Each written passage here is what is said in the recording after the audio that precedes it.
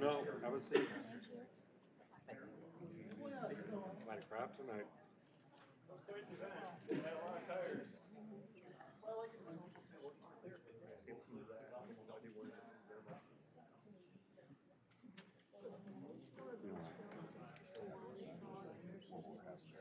No, it's residential is that, and with the manure handling ordinance, and whether or not the dairy operators have to demonstrate agreements with the land owners where they want to spread the manure.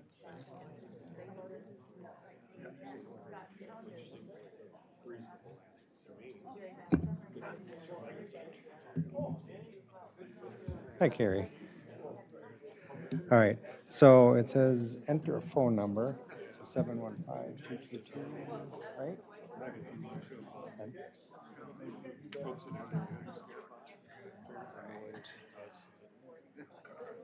trucks coming and going 24 hours, well, not 24, early morning. So it'll really change the feeling of their neighborhood.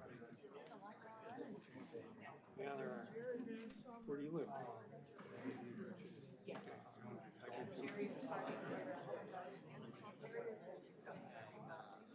We live about a block out of the city of Lake Mellow.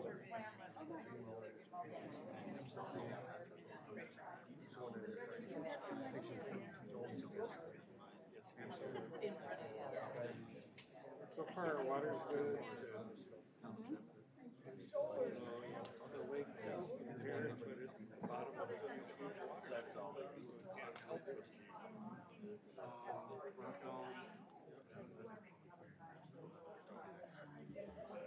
We're going to start in a couple minutes. We're waiting for the last member to get connected here.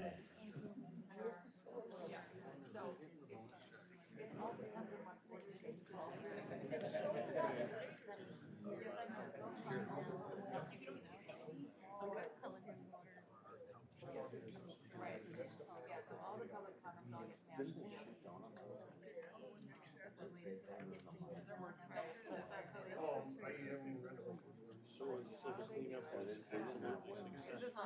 That's great. Unfortunately,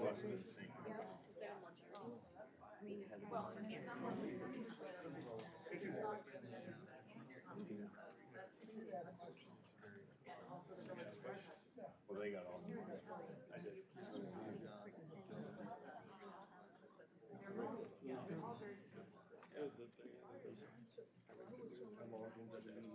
So often, damage. Perpetrators are bankrupt or change their name.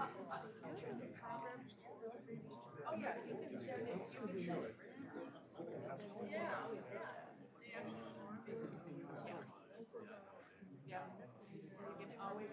I haven't been down there in a couple of years. We went and drove around the part of North Hudson that's got all the remnants of the rail car refurbished. Oh, okay.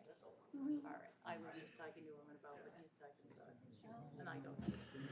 All right, we're going to call this meeting of the Community Development Committee to order. We'll start with roll call.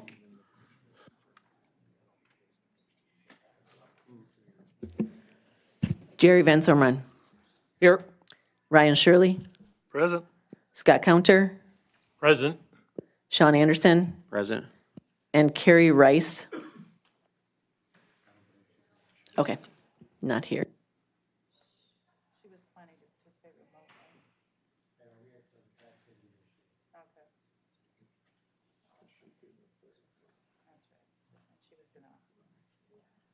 Okay. No, that's okay.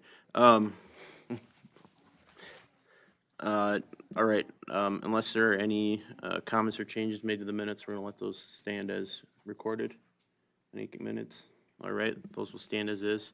Start with public comment. There will be a 3-minute time limit. Please do not go over it. We got quite a few of them today.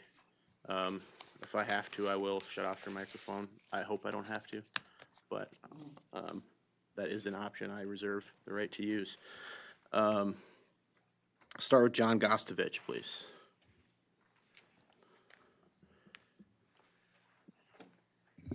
So I'm John Gostovich. I live in the town of Hudson, and I'll make my comments very, very brief. I'm speaking to the issue of transparency and accountability as it pertains to the spreading of animal waste from large industrial dairies. It seems to me, well, at the end of the last meeting, some of the dairy folks were talking about the notion of if we made this change, we're on a slippery slope. And I would maintain that being accountable and being transparent is not a slippery slope when we have impaired waters, when we have indications that there are not necessarily real agreements between the folks who have the manure to spread and the owners of the property where they intend to spread it. And it's a tremendous quantity of material. It's growing. And I think the residents of the county need to know that you all are making sure that we know what's going on, where it's going to happen, when it's going to happen, and who it's going to happen to. I don't think that's an unreasonable burden. I think it's inappropriate to call it a slippery slope. It is simply what it is, and I hope you guys look at that and tighten up our regulations so we know that folks are doing what they say they intend to do. Thank you. Thanks, John. Next up is Janet Chapurick. Sapuric, thank you.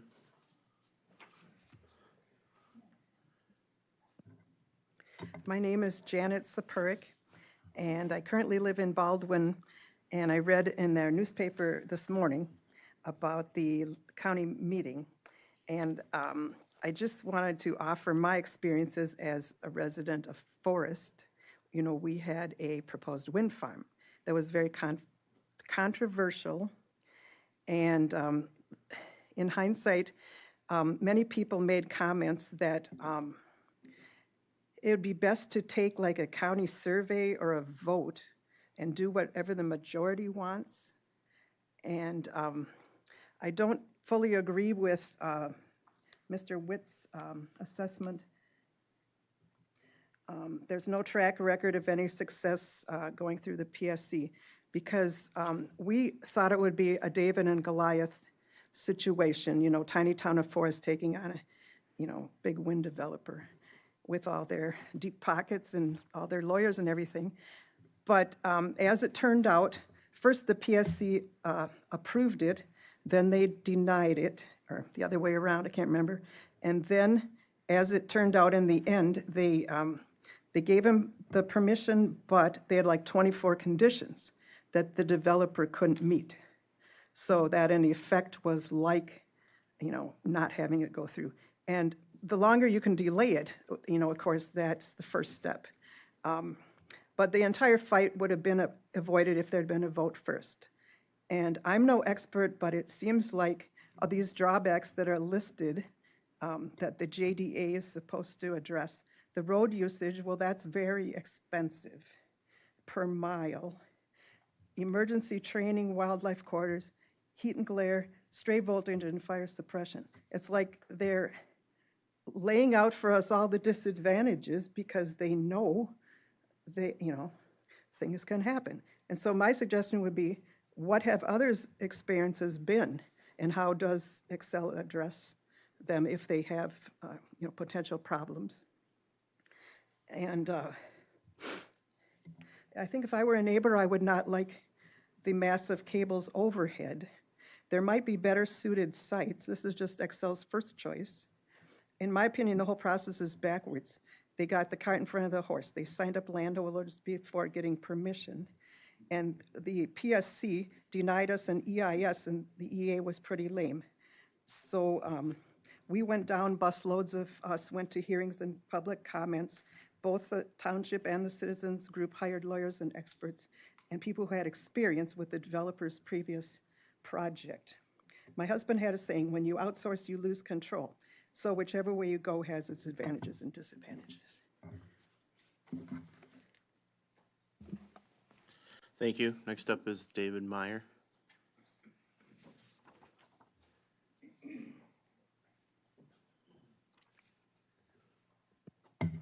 My name is David Meyer. I live in Erin Prairie.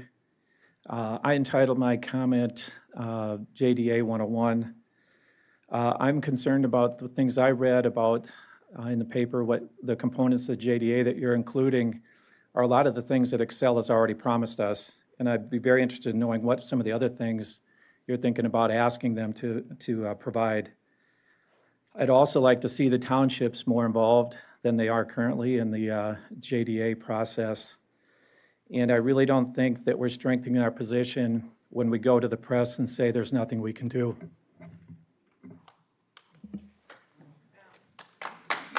Thank you. I'd ask you to hold applause in here, please. Celeste Cobro, I attempted that last name like 6 times. I mess it up every time. But you got it. Thank you. Oh, all right. My name's Celeste Cobrell. I also live in the town of Hudson. I'm going to speak briefly on 4 items, and I'll take them in numerical order. Number 4, discussion of Chapter 11 manure storage facilities. I ask again that you amend the ordinance to require that land spreading agreements be made with the actual property owner. They don't necessarily have to be provided to the county, but the ordinance should have that requirement in it. Because otherwise, if you find out somebody said something in their nutrient management plan about where they had agreements and they didn't, there's no basis for revoking any of their approvals at the county level because it wasn't required by the ordinance.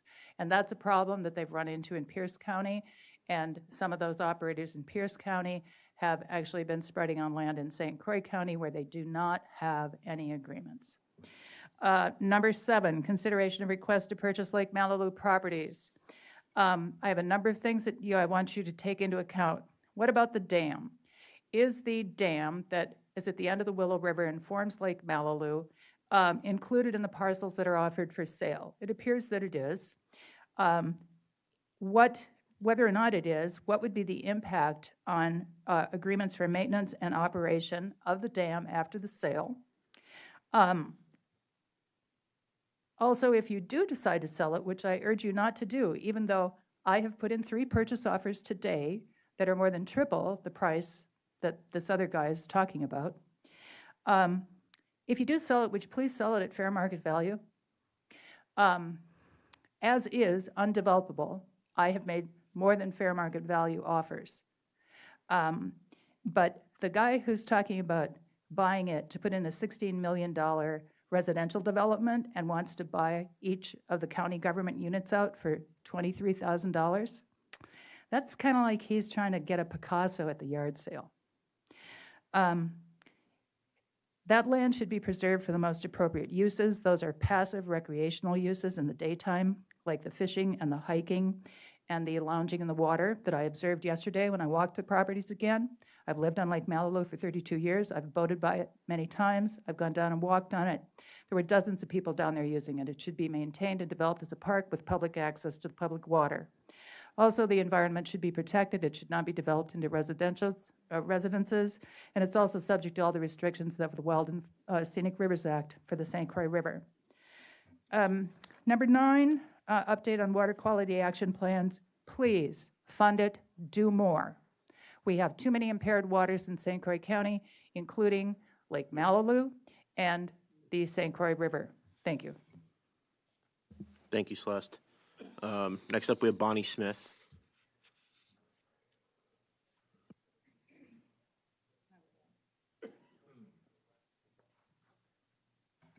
Time's already started. Bonnie Smith, Baldwin Township. I'm just going to read through this so that I can get it all out. There's nothing green about solar fields. I want to talk a little bit about the massive uncontrolled toxic fires that There could even be evacuations with this, and who's going to pay for that, and who's going to pay for the fire calls, because Excel says they will not. I want to talk about the irreversible contamination to our land, the shards and the leaching of the metals and toxins, and also about the karst, which I'm sure has been brought up before.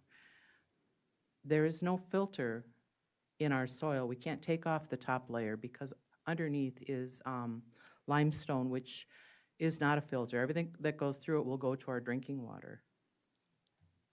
And it's not just country drinking water, it's city drinking water also. We're all in this together, we'll all drink the same water, okay?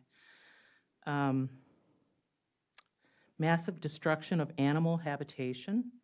It'll wreck our ecosystem, believe it or not. It's gonna ruin our bugs that come out at night because there's sound and light 24/7. It's gonna change everything. The wildlife will leave, or this is truth. The wildlife will be pushed towards the people. Probably lack of food, don't know. But when they're pushed towards the people, it's gonna be cute when there's deer eating out of your bird feeder. It's not gonna be cute when there's a wolf eating your dog in your backyard, or worse. Fun fact, there's less than 4 hours of sunshine in our part of the country, average per day, all year long. Our great commodity is not sunshine. It's hunting, fishing, cattle, milk, cheese, fields of crops. So even if you can't see these solar panels, they're going to affect you. And I can't look at my grandchildren, the little tiny eyes that look at me and say, I did nothing. Sorry, drink the water, breathe the air. These sinkholes are 29 seconds. I want to tell you what, I did a lot of reading, and a lot of the reading that I did was in the St. Croix County of Wisconsin website about sinkholes, about karst, about the dangers. I don't know if you guys are aware of it. Read it yourself. It's important. I got 10 seconds left. Oh my gosh. So I know there's also money with this. Excel is going to pay money to you, whoever, the counties, the cities, whatever. There will be no money because you will be paying the bills. Thank you. Thanks, Bonnie. John Van Dyke is up next.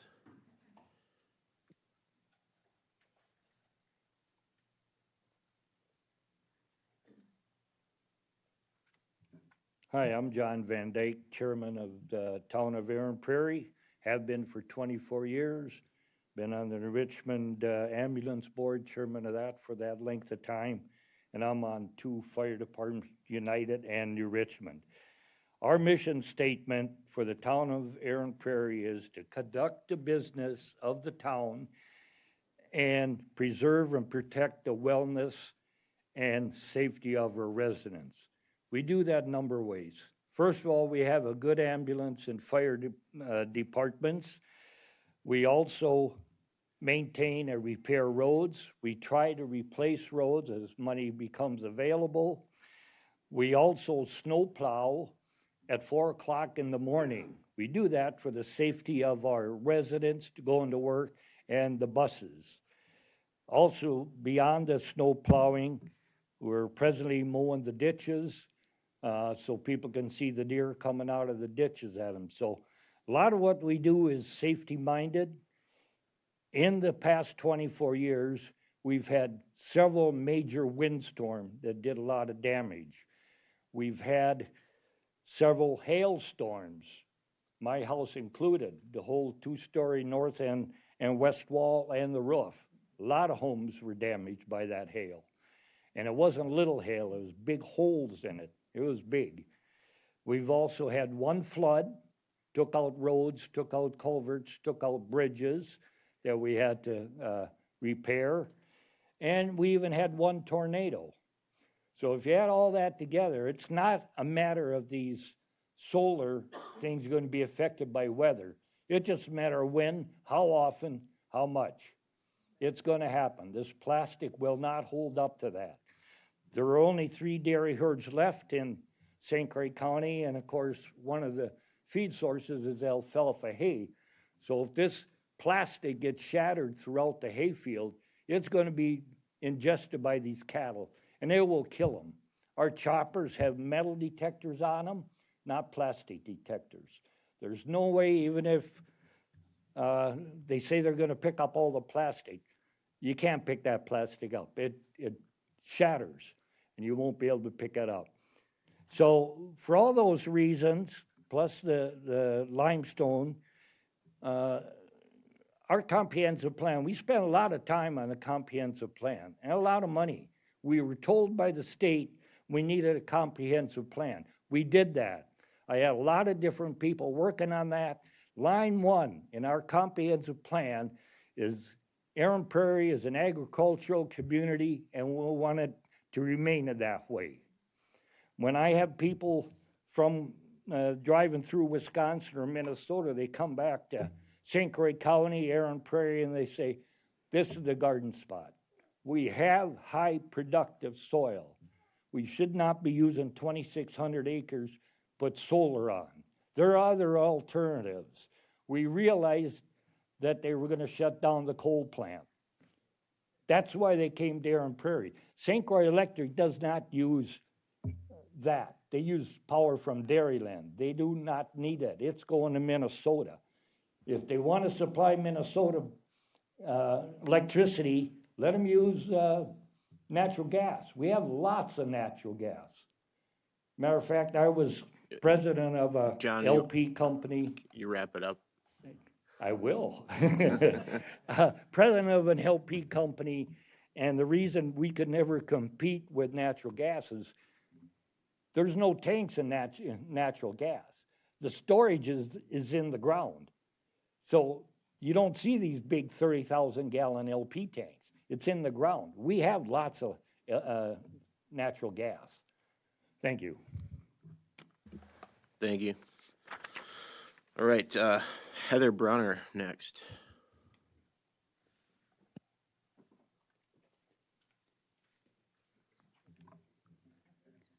Hi, I'm Heather Butcher-Bruner. I live in Aaron Prairie Township. I have done so for over 25 years. I've lived in Wisconsin all my life. I raised my 4 kids here in Aaron Prairie, and now my grandsons enjoy the same land that their parents grew up on. If this goes through, this will change our memories forever. I ask that the St. Croix County Board take a serious look at what is happening to our area and what Excel is trying to do. Building a solar complex of over 5,000 acres will take a serious toll on all of us. The water we drink, the wetlands, the rivers, the streams, the lakes, and of course wildlife and property values will be affected. The very valuable land as we know it will no longer hold much value, and cropland will be gone forever and not restored. I ask why anyone would want to allow this to happen when it is not needed and it does not provide reliable energy to any of us. Most solar projects do go bankrupt very quickly, leaving a major mess when they do. If there was no government handouts, this would not even be happening today. Who will clean this up? Who will respond to a fire when the solar panels or the battery storage area start on fire? We do not currently have fire departments trained to do so, and they have told us that.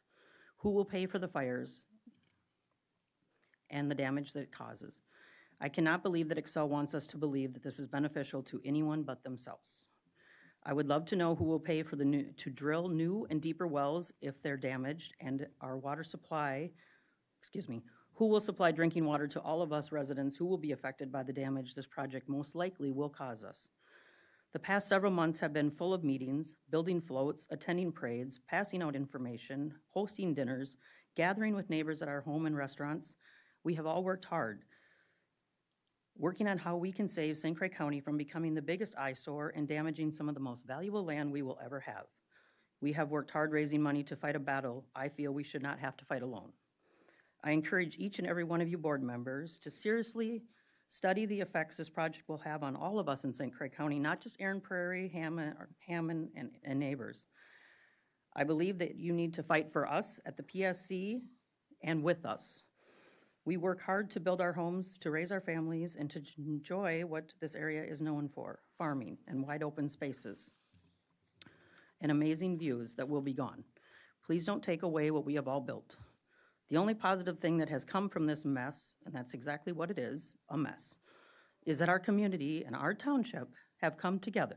We have built some incredible friendships, and the countless hours of meetings each week and working together to build floats, attend parades, pass out, and educate the public that has no idea this is coming.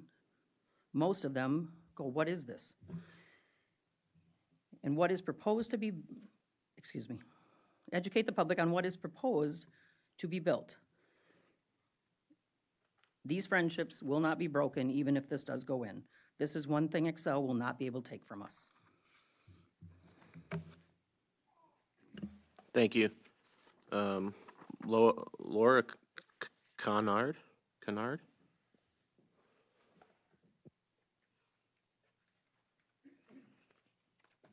Okay, hi, I'm Laura Connard. I'm a resident of Erin Prairie, and Heather choked me up. I'm very sorry. I didn't expect this, but it's emotional. And what I prepared to share with you tonight, most of the other residents and neighbors have talked about, but this is important. This is, I live in Erin Prairie. I came here after some serious health problems to have a kindler, gentler life in the country. Living inside of an industrial solar complex is not the life that I want. It's something being forced on us. I love my neighbors. Since the maps are public information, it's really hard. I don't want to prevent them doing what they want or need for their farm business plan and transition plan. But I am here asking the Board of Supervisors and this committee to do their jobs, do the research, look into the totality of the circumstances, what is really coming, how this benefits Excel, doesn't benefit most of the residents here. It isn't what most of us residents want. We can have a voice, we can have a say in this. The Public Service Commission allows for interveners, and I hope that you will work together with the residents, stand up for us, and help us have a voice in preventing this project that has the numerous challenges and problems that the other residents have spoke about tonight. My husband and I have lived on the property. It's a 125-year-old farm site. I'm a third-generation farmer. Maybe there's more beyond that I don't know in my heritage. But we spent 10 years fixing up an old farm site. I intended to die there. I can't live within the noise and the mess and the construction, the change of scenery, the wildlife issues and concerns, the environmental concerns, the water safety concerns. I will have to leave because of this, and I don't want to. So I hope that you do your job as county supervisors and look at the totality of the circumstances and the costs.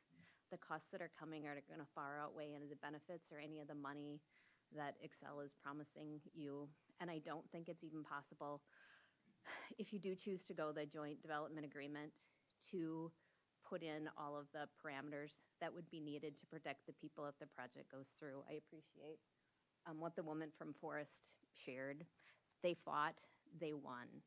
The conditions that were put into the project made the project and the area unappealing. So I do want to end with, if you haven't looked at the video online on YouTube that Jim Bruner created, it shows it shows Range, the project up in Range, the noise, the mess, and what those residents are talking about. And if any of you want to, I will take you on a tour up there to see it.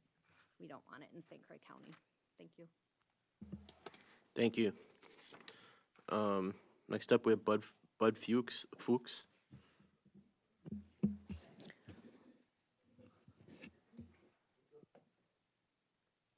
Bud Fuchs, yeah.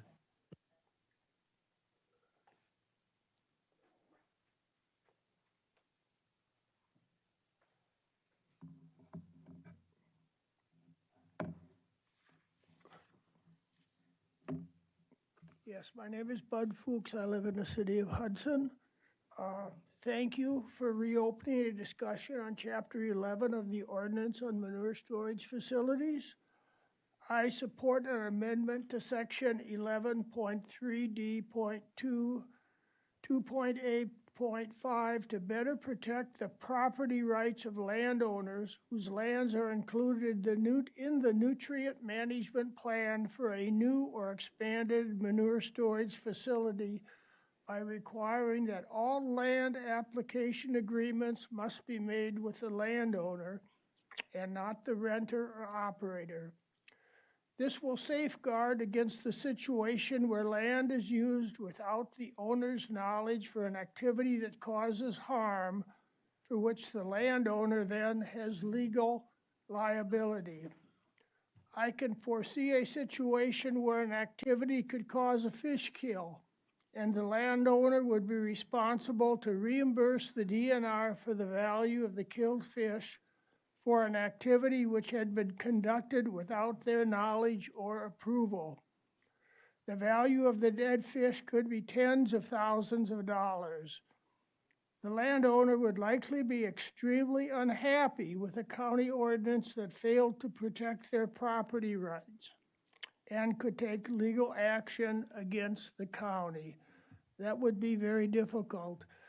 I must also say that now is the time really to get our ordinances designed to protect our county in place.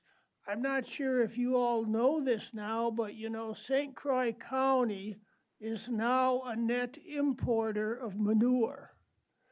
This has happened because Ridgebreeze Dairy, located in Pierce County, is now trucking manure to St. Croix County, to Croix Dairy.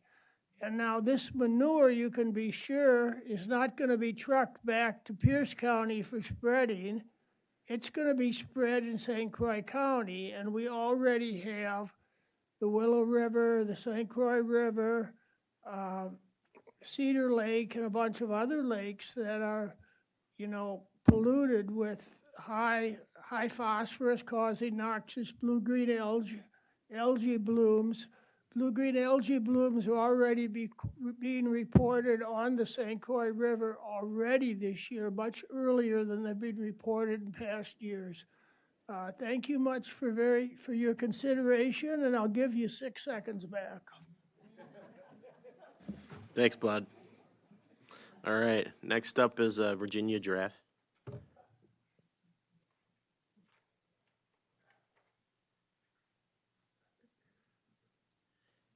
Good evening. My name is Virginia Drath. I live in Emerald Township. Last week, the Eau Claire Leader Telegram of June 11th newspaper wrote that tourism is up in Chippewa Valley and across the state of Wisconsin. And it also wrote that record-breaking $25.8 billion in total economic impact was last year. It's imperative St. Croix County does its very best at keeping and improving our water quality so tourists can fish, swim, boat, and drink the water in our parks, and also keep our local citizens' water safe, whether it's in private well or municipal well. Public health is at stake. All this needs funding, and I realize that. Ask yourself, what do we value and what will you be willing to do to protect what we value? If you want to look up the Leader Telegram, it's June 11th, volume 55, number 116, section 1. Currently, Chippewa County is building a total of 4 safe drinking water stations, or sometimes called a kiosk, in their rural county for local residents to fill their water bottles due to the high nitrate levels. This program was recommended by Kevin Mazarek a couple years ago. Hopefully, St. Croix County will not have to do the same someday. Please continue to be proactive. Another subject I'd like to speak to is proper manure storage is vital. It's no different than what the highway and the local patrol road workers have to do in our townships with the storage of salt, gravel, and any material that is a source of hazardous waste. Thank you for the water testing programs again this year. It seems to be quite revealing. Thank you. Thank you. Next up, we have Gina Sell.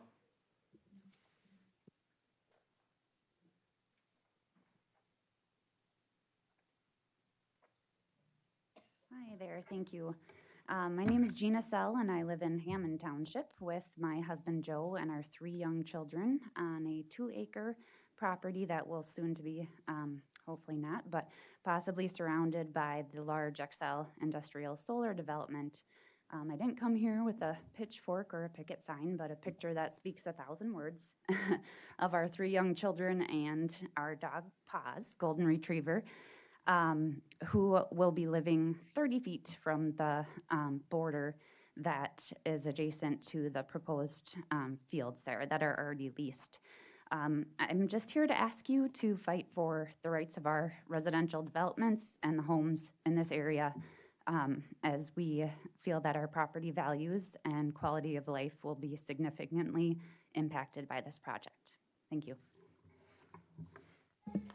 Thank you. Next up, we have Karen Willoughby.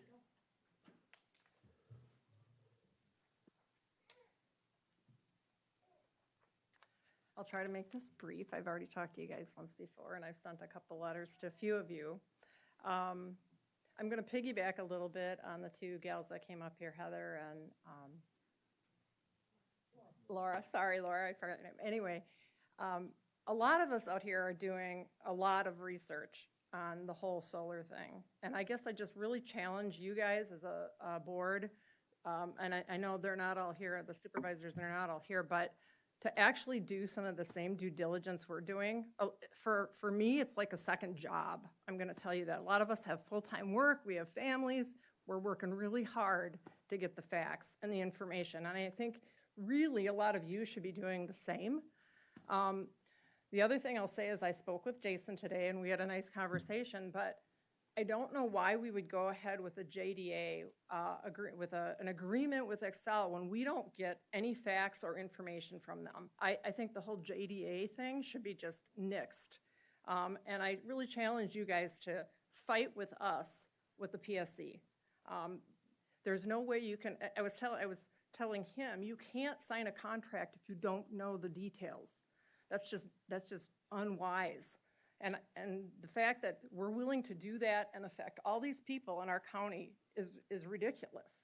But anyway, that's all I'm going to say. And if some of my time can go to Steve, I'd love it too. Thank you. Thanks, Karen. Next up, we have Stephen Wadaga. Thank you. Yeah. That's what it looks like. Yeah.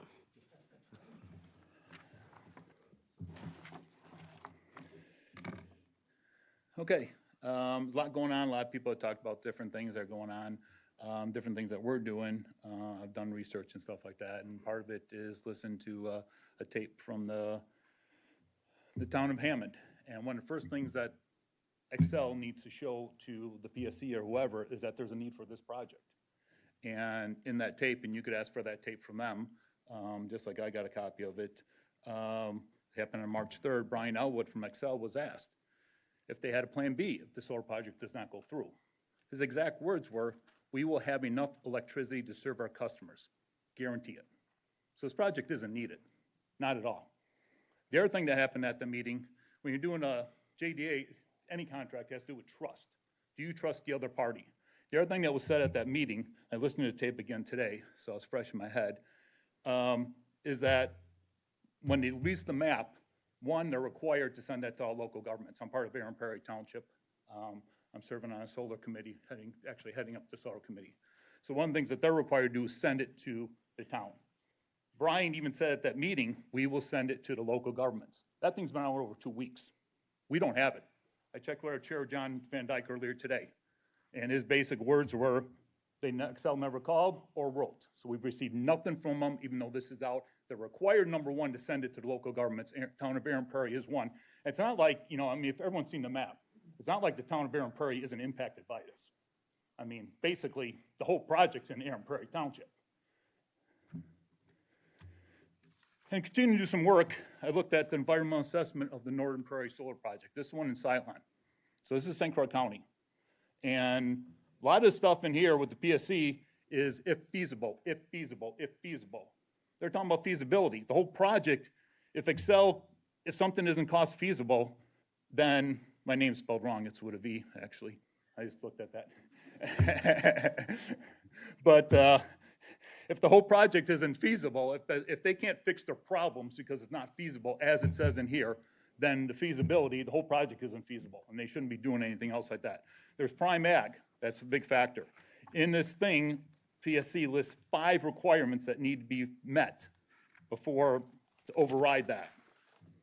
Number 1, the use of its location in the Farmland Preservation Zoning District are consistent with the purposes of the Farmland Preservation Zoning District. No, that's not the case. Solar doesn't preserve farming. Farming preserves farming. Number 2, the use and its location in the Farmland Preservation Zoning District are reasonable and appropriate considering alternative locations or are specifically approved under state or federal law.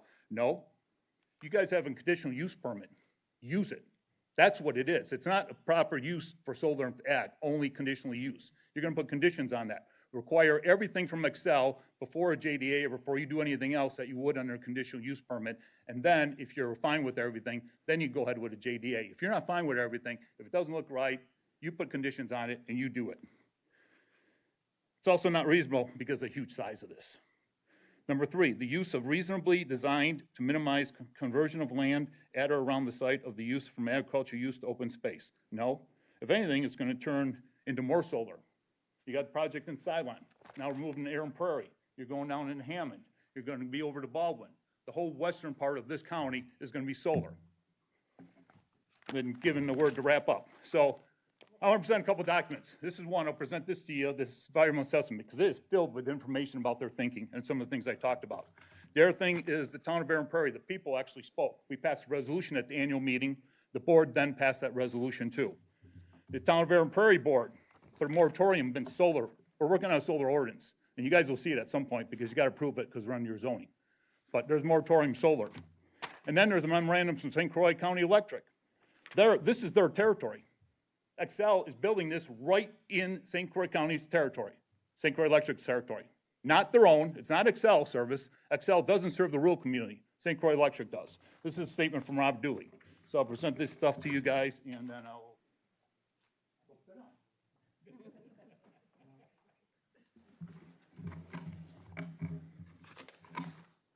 Thank you. And if you want to, obviously anyone is welcome to email us anything too that maybe they get to say or information they want to send us, obviously. Next up is, that's actually, the rest of these are for the hearings. So if you submitted a card and didn't talk yet and you're here for one of the hearings, there'll be a time then when we open the public hearing. Are there any public comments that didn't, yep, please. Hi, everyone. I'm Sarah Brook. I'm here as a resident of Hudson. I live on 507 5th Street.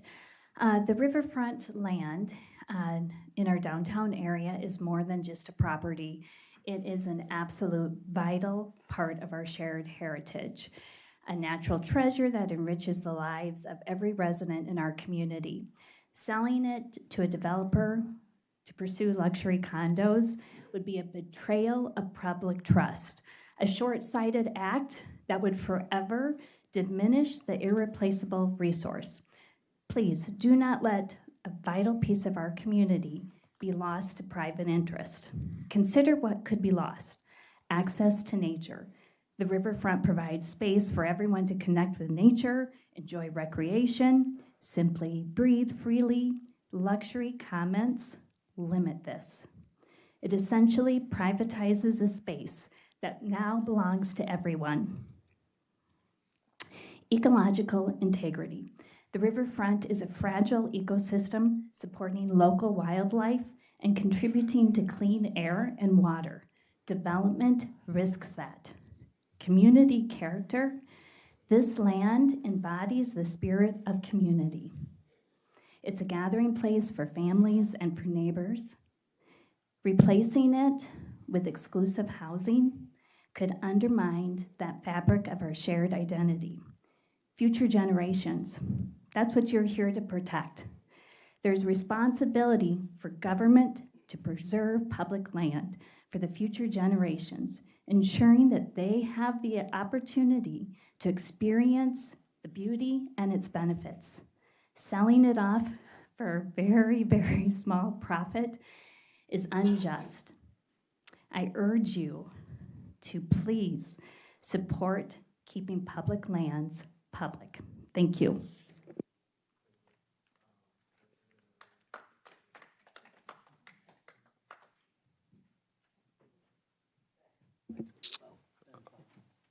Okay. Ben? Yeah. All right. Thanks, Ben. Benjamin Fox, FOCHS. I live in the town of Troy. My power bill in the town of Troy is Excel. And so I say you have to think of these things as a community.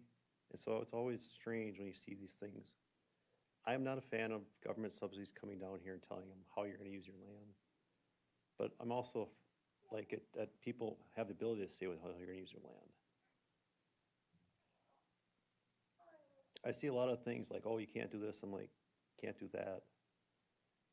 But it has a community, what level of government should be making those decisions? And that's why I'm in support of this county having a joint agreement between the townships and everything else. Because at a certain point, you have to make consensus to move on. Do I like solar farms? No. I also don't like small-scale farmers going off the land either. And so you have to make decisions as communities. What is the best interest of the county looking at 25 years down the road? Where do you get your energy? Where do you spread your waste? And so it's real convenient to say, well, not in my backyard. Be a banana. A banana is build absolutely nothing anywhere near anything. And a lot of people like that. The NIMBYs and everything else. So I think it's important when you look at these decisions as communities, where are you going to get your power? Sure, you can put solar panels in your house, but at a certain point, we're losing farmers. Why? Well, because we're in the Twin Cities metro. You're driving 45 minutes. We have high-speed internet. You have things that people want to live here. Well, guess what? There's going to be things like garbage, landfills, power generation, food production, and it's part of the county as elected officials to figure out how we best use those resources in St. Croix County. And with that, I thank you. Thank you. Any other public comment for things that don't have public hearings? Any further public comment on non-hearing items? And one more time, any public comment on non-hearing items? All right, with that, we'll close public comment. We'll go to public hearing number 1. We'll hear from staff, and then we'll hear public comment on those hearing items, which I have your cards here. You submitted one, and then the committee will discuss it. Thank you, Mr. Chair. Jason Cheezick, Community Development Director with the county.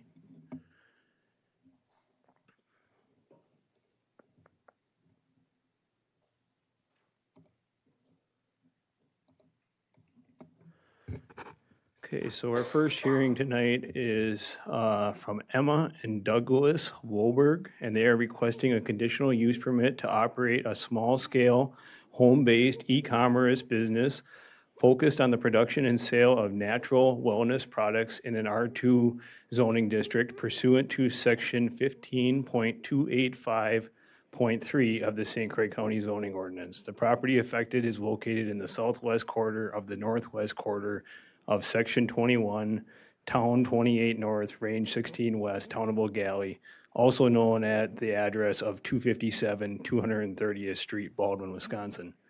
Prior to this hearing, and that staff did publish a proper Class 2 notice in the Star Observer, and that for the 2-week notice, so for this meeting.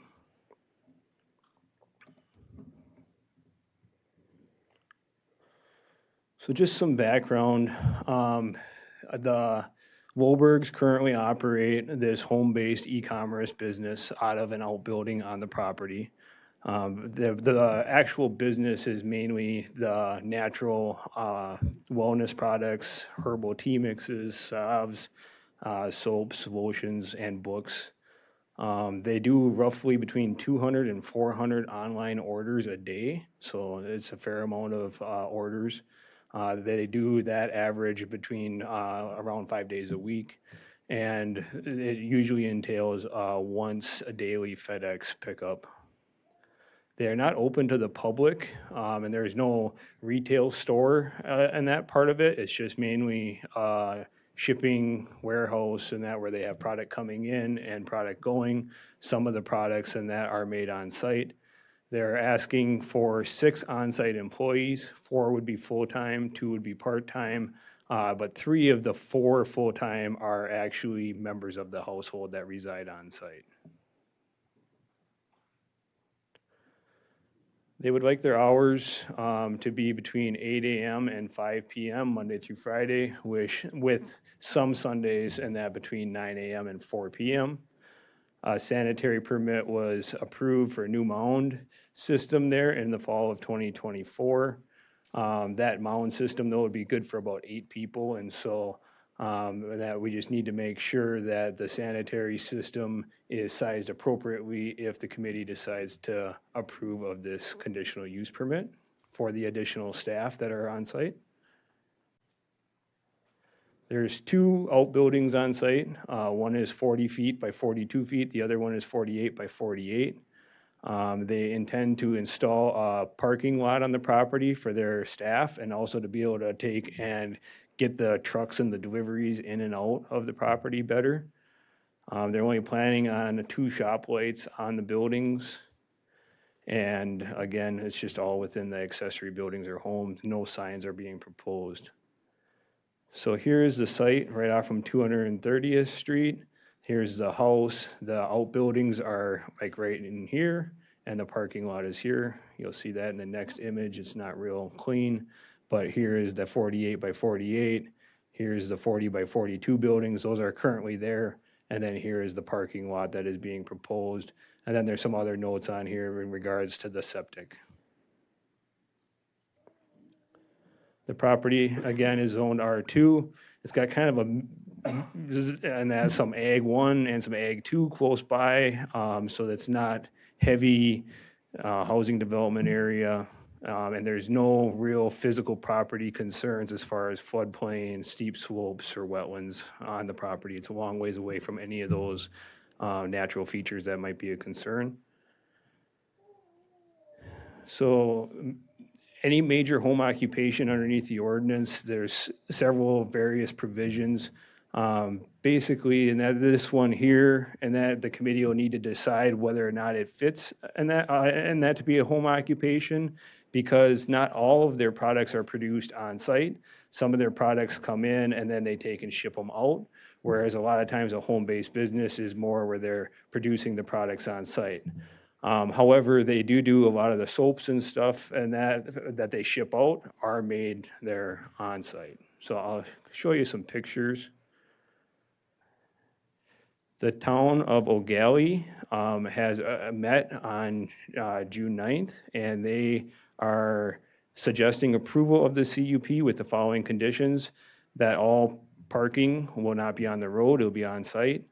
Delivery and pickups will be off the road or will be on site, that they obey the road weight, and that throughout the season, that they pass a fire inspection with United Fire, and that they contain their trash.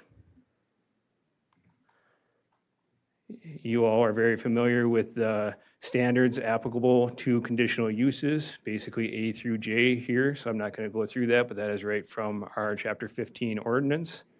And with that, I will pull up some pictures. So these were done on June 11th by our staff on site. So here's one of the buildings. Again, you can see it's fairly new. They have these containers where they also store some product on site. That's the larger building there. That's the 48 by 48. Currently, the 48 by 48 does not have any of the business being used in that building. It's vacant, or it's for their own personal use. The 40 by 42 is the one that has the stuff. So this is inside that 42 by 42 or 40 by 42.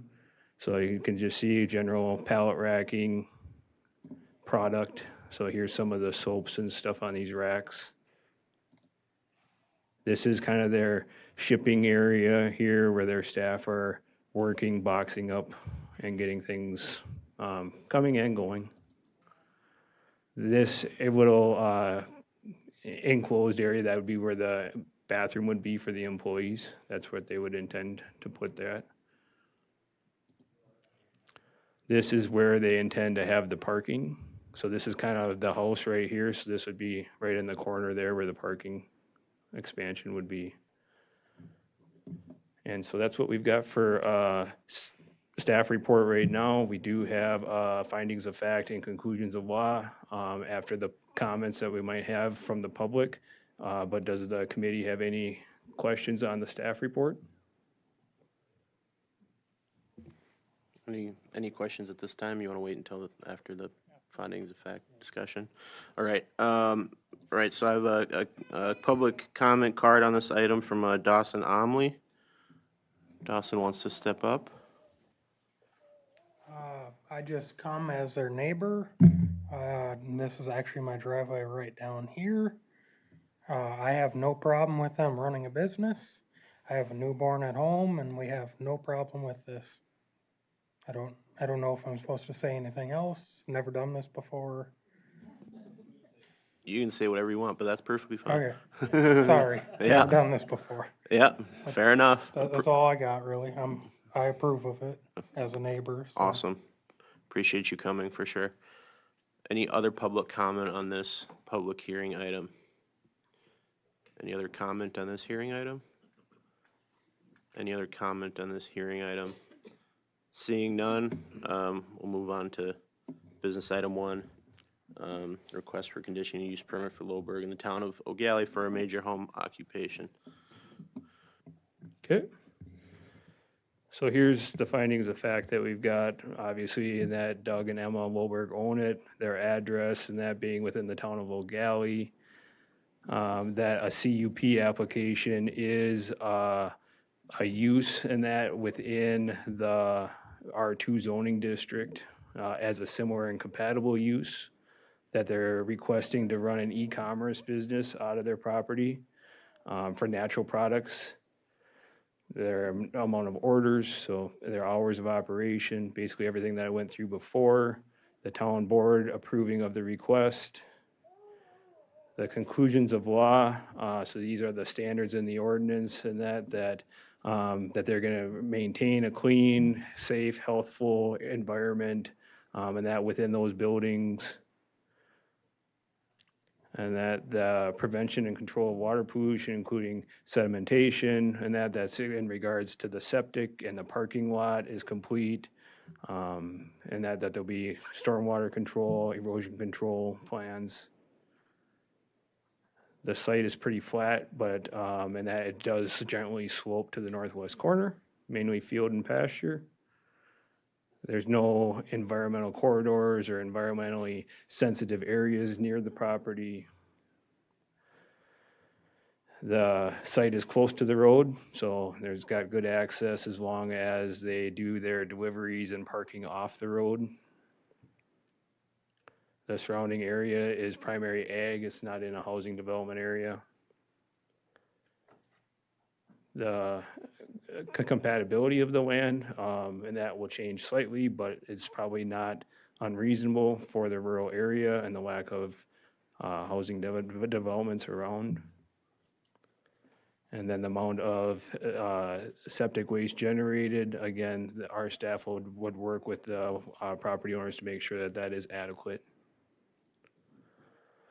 So on the basis of the findings of fact and conclusions of law above, we would suggest that the committee approves the applicant's conditional use request on the following condition: that they secure all local, state, federal permits and approvals, no parking or deliveries on 230th Street, vehicles must comply with the weight limits, they must pass a fire inspection with United Fire, all trash shall be contained on the property, and the property shall be kept in a neat and orderly manner.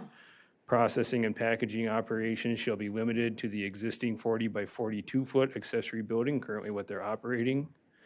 The property owners shall install a septic system or holding tank for the employees to use in the accessory structure. No products or washing of the products shall go into the sewer system besides their normal wastewater. And then again, the employee area to park, and that would be on site, not on the road. Same thing with the trucks loading and unloading, and that shall be on site, not off site or on the road. No more than 2 full-time employees who do not reside on site, and no more than 4 part-time employees who do not, who live on site are permitted. So that's even giving them a little bit more than what they're currently asking for. And then the last 2 are just our general conditions, and that any new property owners would have to comply with these conditions. Does the committee have any questions with the suggested conditions, or is there anything that you think you'd like to add or subtract? Any thoughts from the committee? Supervisor Counter? Just a couple of questions. One, due that these are potential food products, if I'm understanding with some of this, are they also subject then to getting a permit through Health and Human Services? Public health, yep. Public health? Correct. Yep. Okay. So that would be one of the stipulations that you're addressing here? Correct. On the first one there? Number 1, yep, correct. And then the second item is with some of the production of some of the product, is there requirements for any type of a spill plan or anything for caustics or anything as far as the operations?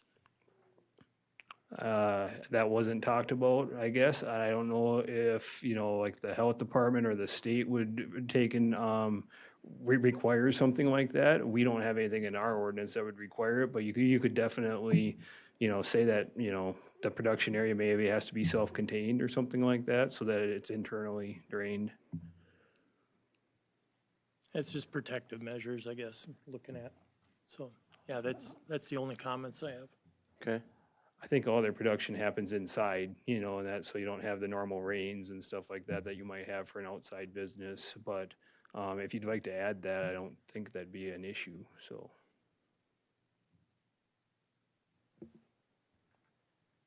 More than welcome to add whatever everyone else. Yes, I just want to have protective measures there, just, I'm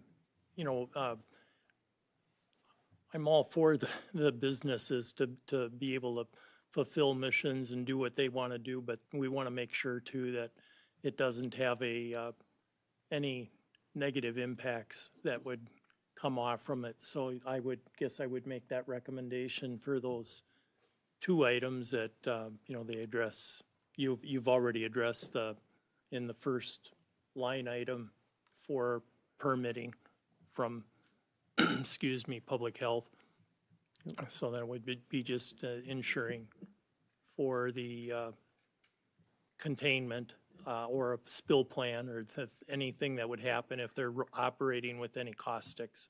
Would you want to say something like all business material shall be stored inside, or inside or in a sealed in a container of some sort, for those like trailers or whatever that are in the. Yeah, we could go that route and then just that they have a spill plan. Okay. Okay. That's no problem. We can add that. That'll be condition number 13, or I might renumber them, but so there'll be 13 conditions then, and they would have that spill response plan, and all their product would be stored inside. So, yep. Any other comments, concerns, questions, thoughts? Yeah, I do. I'll make a motion to approve the conditional use permits with the 13 items that we have for conditions for the Loberg property in the town of O'Galley for major home occupation. Second, Supervisor Summerin. I would second it. I actually drove to the site, and it's a pretty remote site. I think they've got everything covered. They almost have more building than they have land, so I think things will be stored inside. But yes, I second it. Any further discussion? All right. All those in favor of this CUP, signify by saying aye. Aye. Aye. Any opposed? That passes unanimously. Thank you. Now move on to public hearing number 2, the hearing for the Semstone project in the town of Richmond for conditional use permit. Thank you, Mr. Chair. Semstone is, we're requesting a conditional use permit to expand and renew an existing conditional use permit to conduct non-metallic mining in an R1 residential zoning district pursuant to sections 15.370 and 15.285 of the St. Croix County zoning ordinance. The property affected is located in section 21, Town 30 North, Range 18 West, Town of Richmond, St. Croix County, Wisconsin, also known as the address of 1185 County Road G, New Richmond, Wisconsin. And for this hearing, we also provided a Class 2 notice in the Star Observer for 2 weeks prior to the hearing tonight.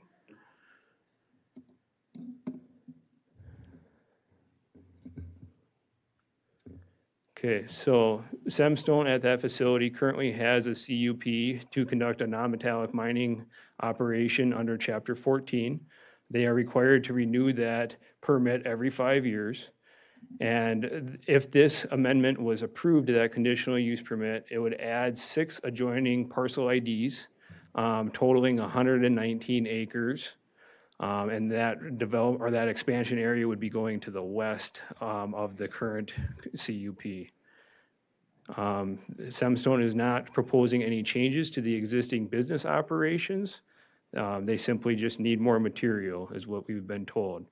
So the 6 properties that they're looking to add to the CUP would be this one right here where my cursor is, the one right alongside of it, and the one to the south of it here, this one here, that 40, Outlot 1 here, or that square, and then this one here. Their current operation is on the south side of County Road G. They've also got an operation on the north side, but this is the sand and gravel part down here, and that we're able to see with these 3 to 4 parcels. You can see that the property is now zoned R1, and that was before you a few months ago, so that this map is wrong and that because it shows that some is zoned R2, but it is all R1 now. The plant on the north side of the road, that is industrial. The DNR has land on the south side here. There is housing development and R2 zoning over here on the west side. So here's just an aerial map, and we already talked about the text here. So this facility was originally permitted in 1988. Semstone took over the operations in 2015. The previous plans and that basically had this pit closing or being finalized and that by 2030 or beyond. The new proposal with the new land area and basically the extra material of that new land area is projected to extend it out another 3 to 5 years per phase, or a total of 12 to 20 years for the whole project.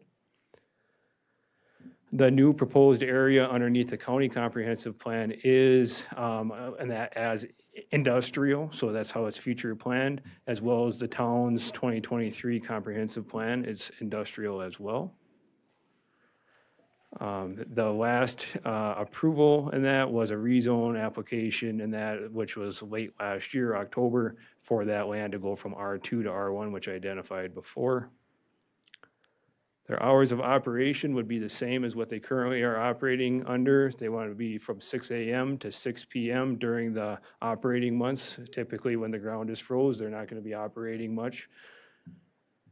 All the traffic and that will enter the site or leave the site on County Road G as it is currently. They're not going to be adding any new access points to County Road G. Basically, they would be going in that either to the west to County Road A or to the east to Highway 65 and beyond.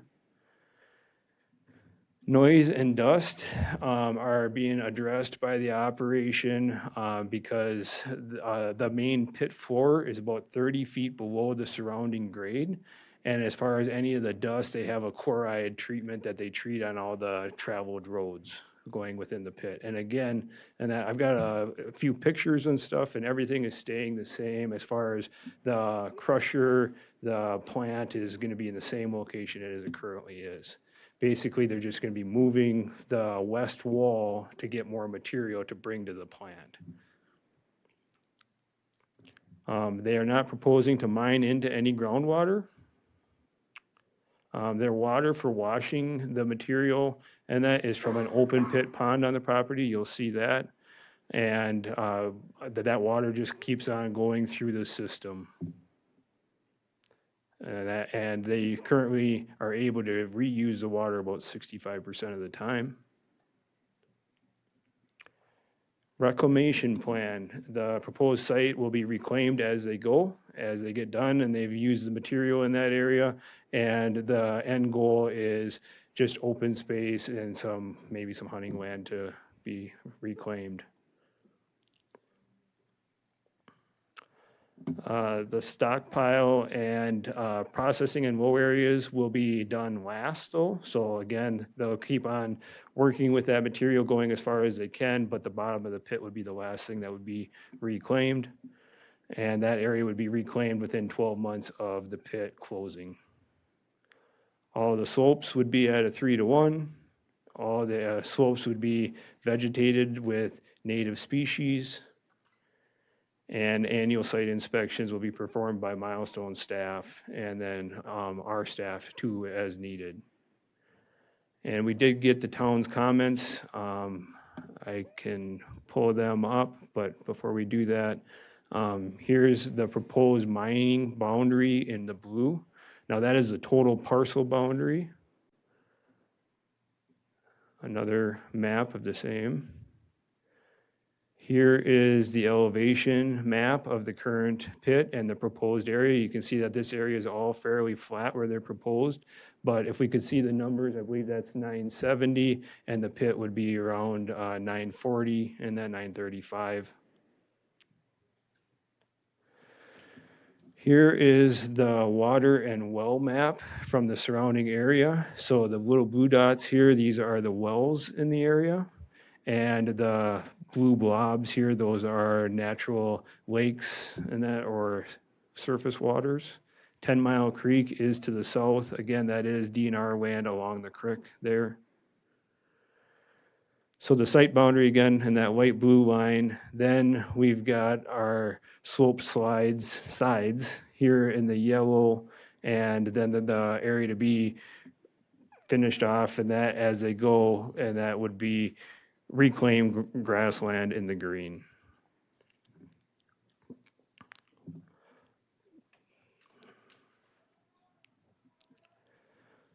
So within the mining area, we do require under Chapter 14 that there's a 100-foot setback to any of the property lines. Within that 100-foot setback, they are able to put their topsoil berms. So they are proposing a 10 to 15-foot berm through some of this, and then a 20 to 25-foot berm in other areas. Let me see if I can zoom in a little bit on this map, because this one really shows their intention for the phases. So the current plant and all the processing is happening right in this area currently. And that phase 1 would be kind of on the south end here. Again, each one of these phases is supposed to be between 3 to 5 years. And then as that material is depleted, they would move farther north, and that through the other phases.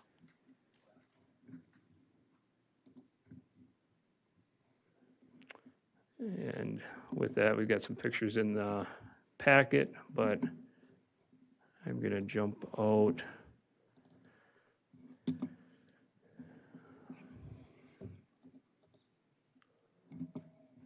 Okay, so this is from the north end looking to the south. This is looking to the west, so they're dumping or supplying the material to the conveyors over here off to the left. And then this conveyor, that's not a very good picture. That conveyor is on the east side or the southeast side. So those are stockpiles, and that where they haul the material out.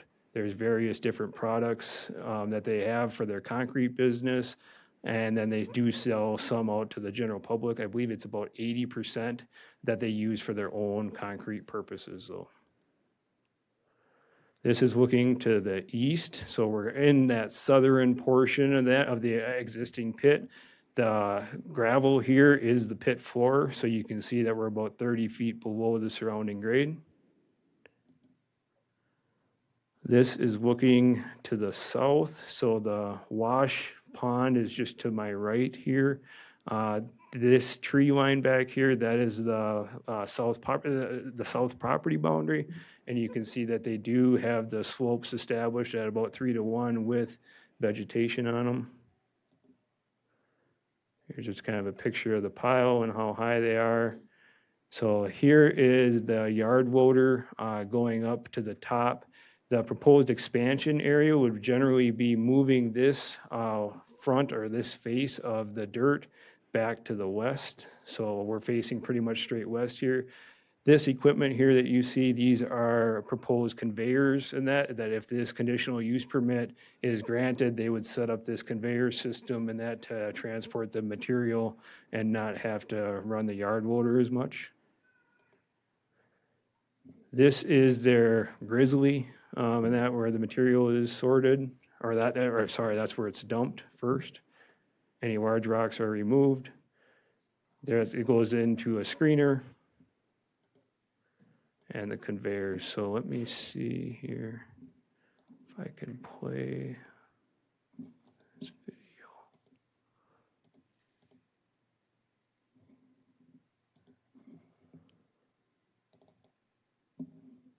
All right, it is May 29th. We're out at the Semstone pit.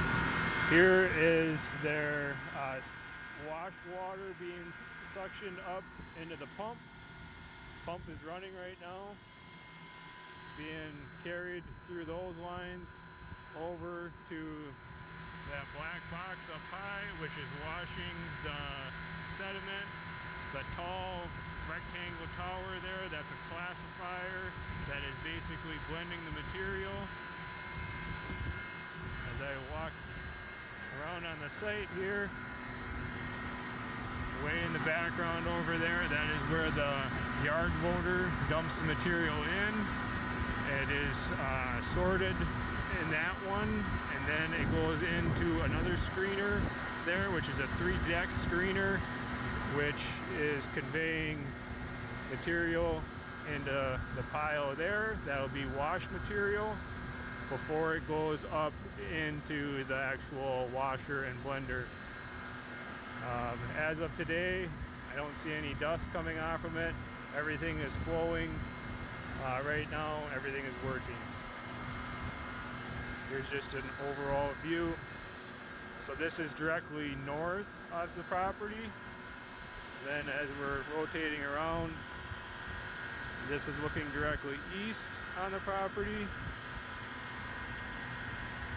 That is looking directly south and over towards the west or to the area that would be expanded. According to Semstone, they are not going to be moving any of their equipment. Simply the material face would be moving farther west. So that gives you kind of an idea of what the site looks like.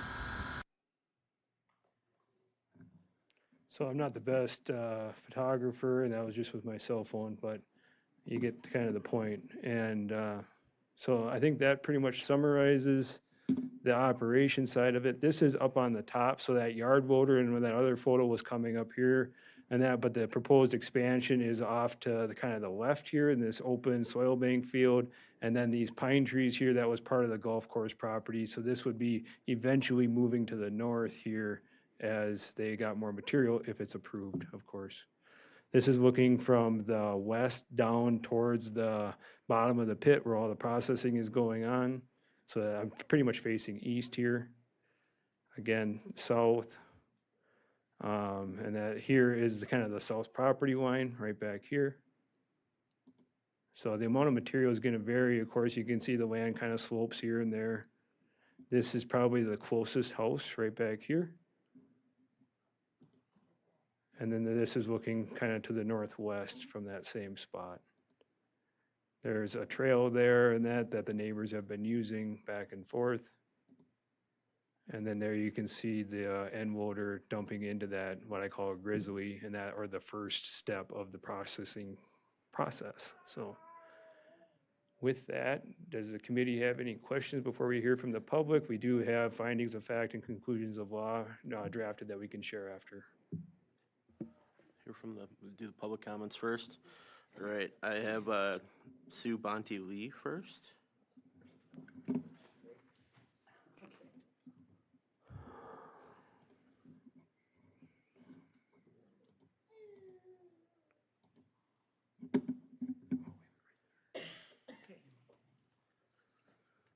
I want to thank the committee for calling this public hearing and notifying us in the mail. That is appreciated. Our property is actually located on the south end. We are in the cul-de-sac of 112th. The maps don't really show you the tree lines, but some of his pictures did.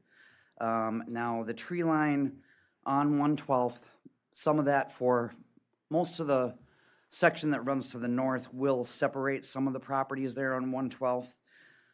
But where we are in the cul-de-sac, there isn't such a separation. There is no question that there is a conflict of interest between the Town of Richmond Planning Committee and the Town of Richmond and Simstone. One only has to attend one meeting, and this is very apparent. The last 3 meetings of the Richmond Planning Committee and Simstone have brought conflicting information as to how deep they plan to dig, fictional statements about dead trees lining 112 so that they were no good to save anyway, which is not true, and how they reclaim the property when they are done mining. Anyone can drive down 120th and see, which is on the west side of it, that it is nothing but a mound of dirt with overgrown weeds everywhere. It actually looks like a junkyard if you go down 120th. Simstone and the Planning Commission for Richmond has insulted and threatened the homeowners on 112th Street, but here are our concerns. The water table changes, obviously. Simstone has changed their statements as to how deep they are going to mine.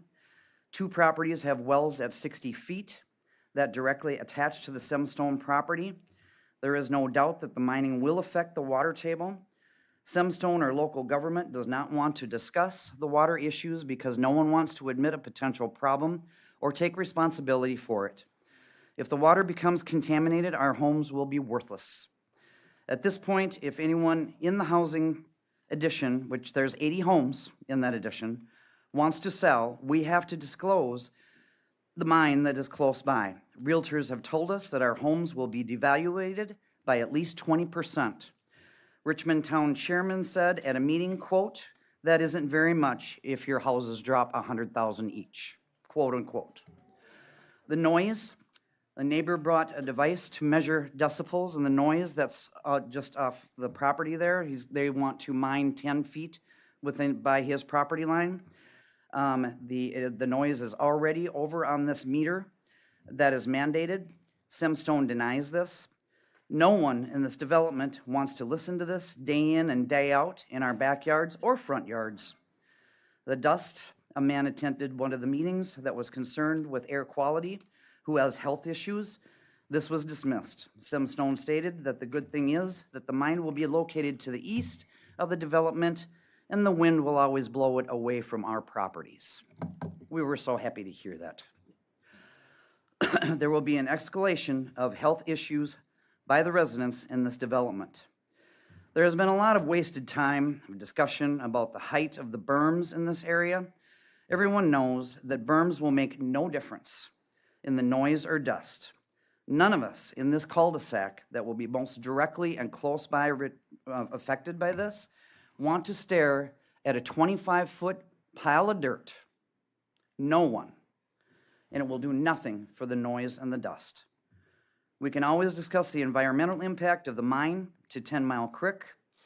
Ordinance changes and streamlining processes have now been put into place to help Simstone get approved.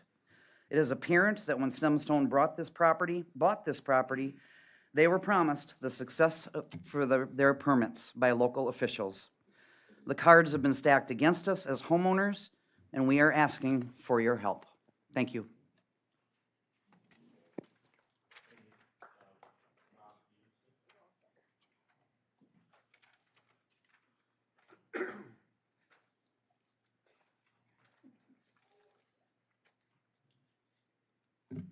Good evening. I might be a little loopy yet, I just had minor surgery at United Hospital, and that's why it means so much to us to come to here tonight. What Sue Bonte said is 100% right about the town, the board, and we were insulted by this about our wells. They'll monitor the wells. What happens after they monitor them? Who's going to pay for a new well? Who wants to even dig another well down in that area? We were told that the properties just don't affect. I think I was talking to Jason, and he was saying something about they've made some assumption that 112th Street, the values of the properties went up. Tell me about this in a couple of years or a year from now when they start this. Nobody wants to live by this stuff. We were here first. I had a bunch of stuff written down about ethics. And I know you guys go by a rule, but you guys are human. You understand our problem here. And changing a law back and forth isn't going to help us. They have big lawyers. They know what they're doing. They want to do this. They want to do that. Just like the solar people, Excel. We're just little people that get run over because they want to advance their income, bottom line. And I just wish you guys could see through this. Be ethical. And another thing that was brought to my attention from a person I won't mention that used to work here, that anything that a neighbor does is okay until it involves another person that owns next to him. Adverse conditions. Look that up because it means something to us that that property is going to adversely hurt our property. It's right there in the books. Thank you. Thank you. Next up, I have Alex Olin.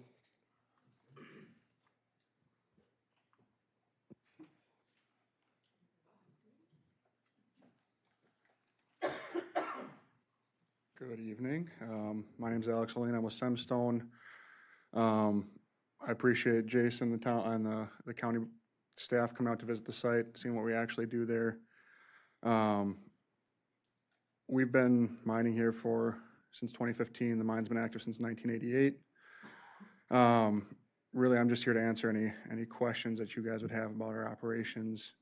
And I did just want to make one note on Jason's map. If I could scroll back up to it, if I don't know how to open it back up, but.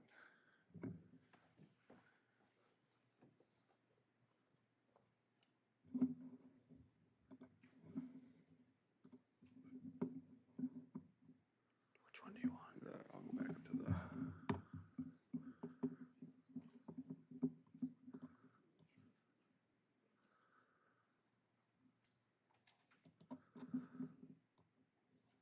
So these properties are actually already permitted right here. It's this one, this one, this one, this one, and this one that are being added. I just want to clarify that, so. Happy to answer any questions you got, otherwise I'll let the public hearing continue. We'll wait till we get to the next stage before Okay. if we Sounds ask good. Thanks. questions. Yep, thanks.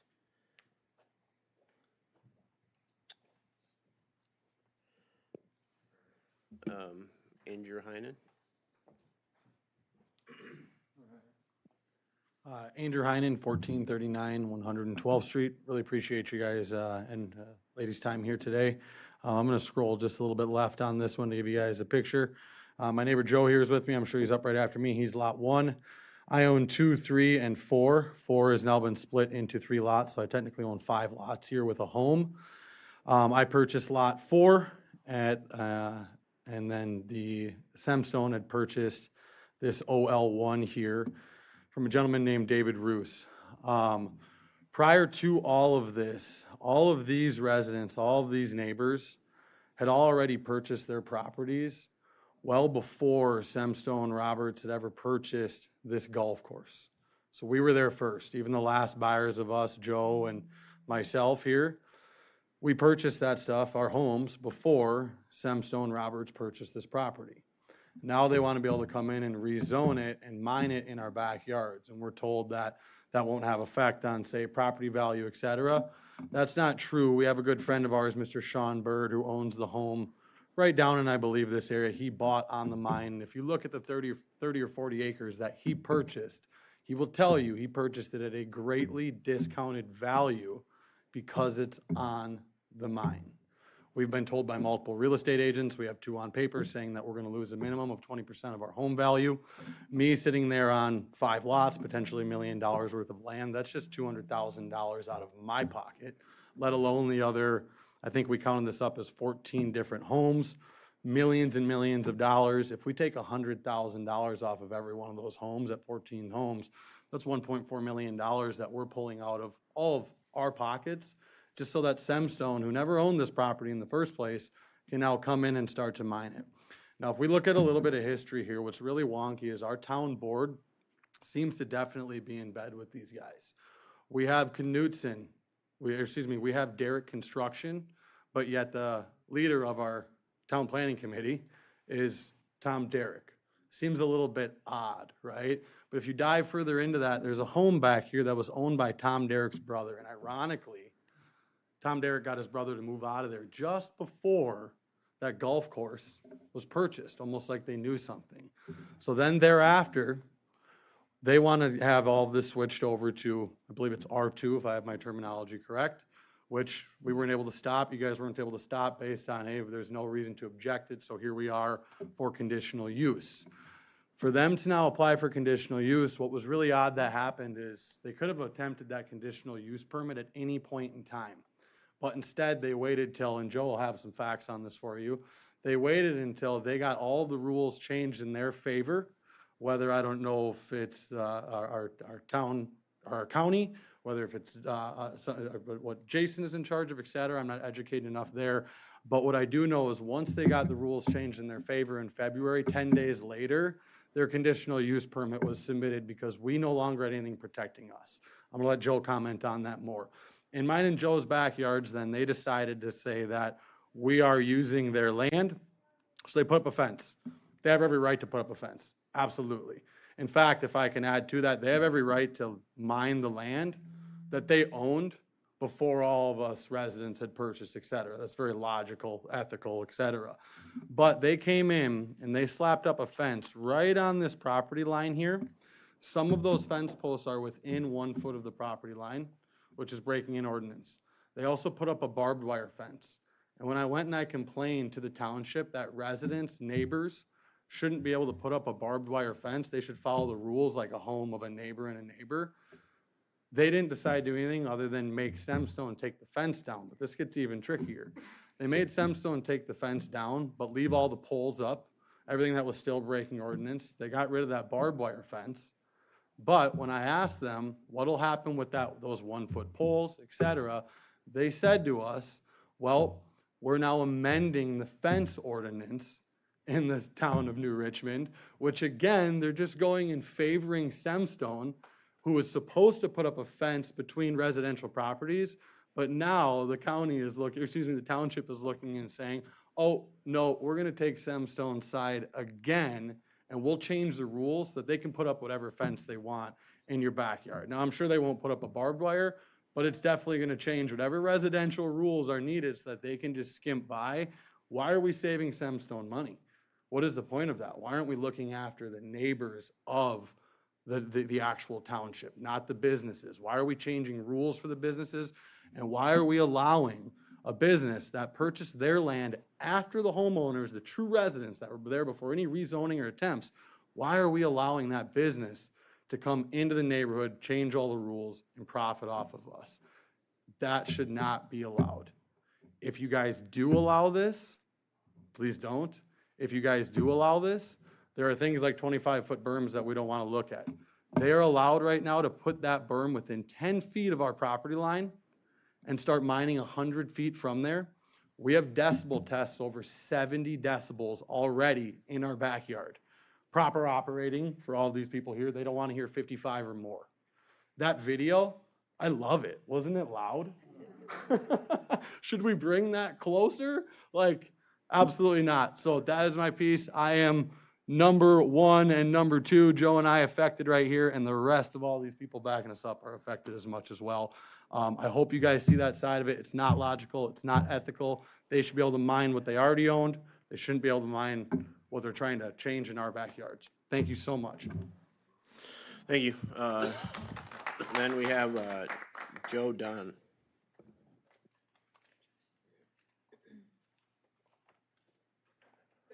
All right, thank you. Joe Dunn, I'm number one, right up there. Just repeat everything these guys have said. Some numbers I kind of put together, if we figure $450,000 for each of those houses, within a half a mile of that new line, that'd be $5.8 million of property value gone. And by our taxes, what we're about taxed, it's around $100,000 of property taxes. If we get them reassessed, get that off of our thing, $100,000 of property taxes gone from there. Health risks, the particles, right? I don't know much about mining, to tell you the truth, but I'm assuming I worked in a flour mill, fine dust particles, silica dust. There's a lot of regulations around that in Minnesota, and that's not visual. You can't see that. And that stuff can travel up to a half a mile away from the source. It's so fine. And that causes serious health issues. Noise pollution, the groundwater, I saw in their packet, the groundwater depth in one of the slides, I didn't see it in here though, was anywhere from 26 to 75 feet, according to the map, where it looked like, right? So if you're 70-foot water, right, and we're digging down 30 feet and our wells are at 60 feet, what's gonna happen to our wells? What's gonna happen to the groundwater? This pond that's right here, everything that's draining in there, I see they're going around the pond, which is good that they're not demolishing that. But if we put a big old berm there, what drains into that pond? Where's the pond's source of water? If they put a big old berm there, I don't know the elevations for sure. Are we gonna dry that pond up anyway? Is that thing gone? And then around the ordinances for the county, what I noticed before, for approval criteria, one of the approval criteria is where the proposed use will not cause a reduction of property value in the affected neighborhood. For purposes of this section, affected neighborhood includes area within residential subdivisions or other persons that demonstrate that their property value would be adversely affected. That ordinance, I think it was in the zoning ordinance, got amended in February. Now, there's nothing that really talks specifically about conditional use and property values. It does say the whole point of the zoning ordinance is to protect property values. And I really hope the intention of removing that from the approval criteria wasn't to unprotect citizens' property values. And I'll stop there. Thank you. Thank you. Any other public comment on this public hearing item? Any additional public comment on this hearing item? Can I add one sentence? One sentence, yeah, I'll allow it. They didn't pull a permit, comma, township still didn't care for any of that stuff. Okay. And then one more time, any other public comment on this item? Seeing none, we'll close the public hearing. We'll move to business. Yeah, you can, yeah. I have a cranky baby, so I wasn't gonna comment, but I live in the neighborhood that everyone has come up and talked about. And it's just, we've been fighting the township. And so when they say that they've been changing things, like, it's just hairy. And this isn't the first argument we've gotten in with the township. And we went for a walk today, and based on where current construction, or where the current mining is, you can hear it clear as day as we're walking around the neighborhood. So how much worse is it gonna get when they move over 2 more parcels and they're in these guys' backyard? And I live just down the road in the neighborhood. So I just urge you guys to think about us small homeowners. I mean, we're not a huge Semstone, but we matter too. So please think about us. All right, thank you. And then one more time, any other public comment? Seeing none, we'll move to business item number 2, the request for a conditional use permit for Semstone in the town of Richmond for expansion of a non-metallic line. Mr. Chair, yes, and that I would just like to point out 2 emails that you all received today as well that had comments on the Semstone application. The first one was from Linda Hendricks.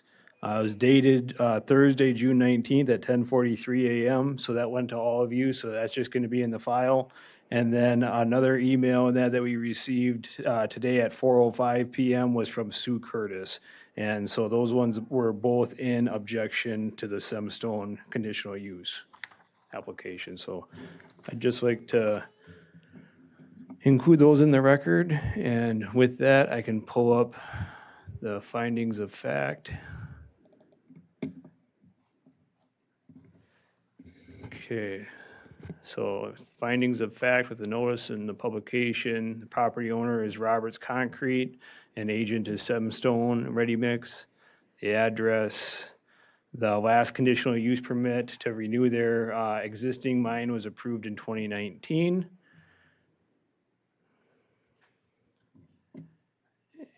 And the existing mining operation, and that would be expanded by 119 acres during the duration of the project and an additional 20 years. The town of Richmond provided comments via an email, and their meeting was on June 12th. Let me scroll down.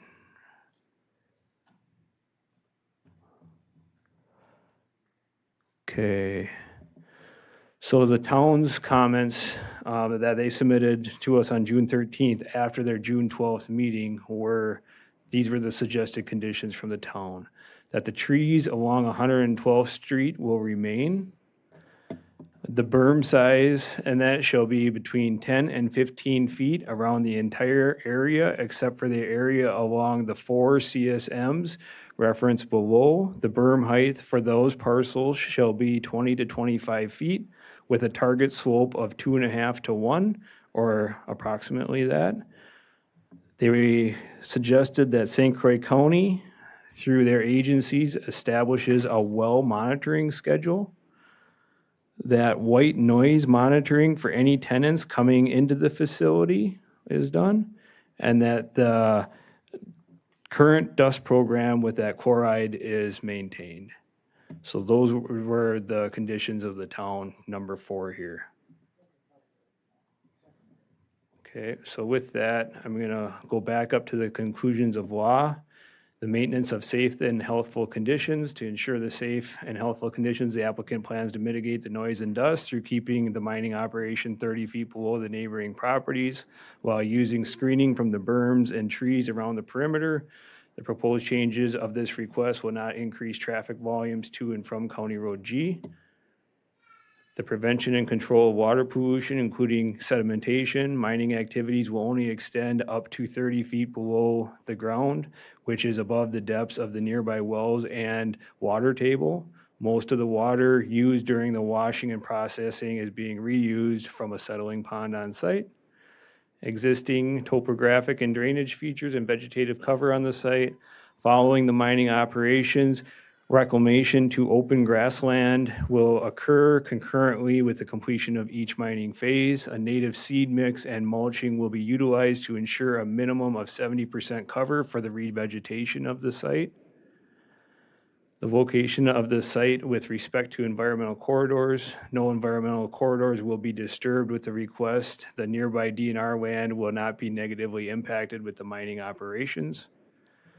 The erosion potential of the site based upon the degree and direction of the slope, soil type, and vegetative cover.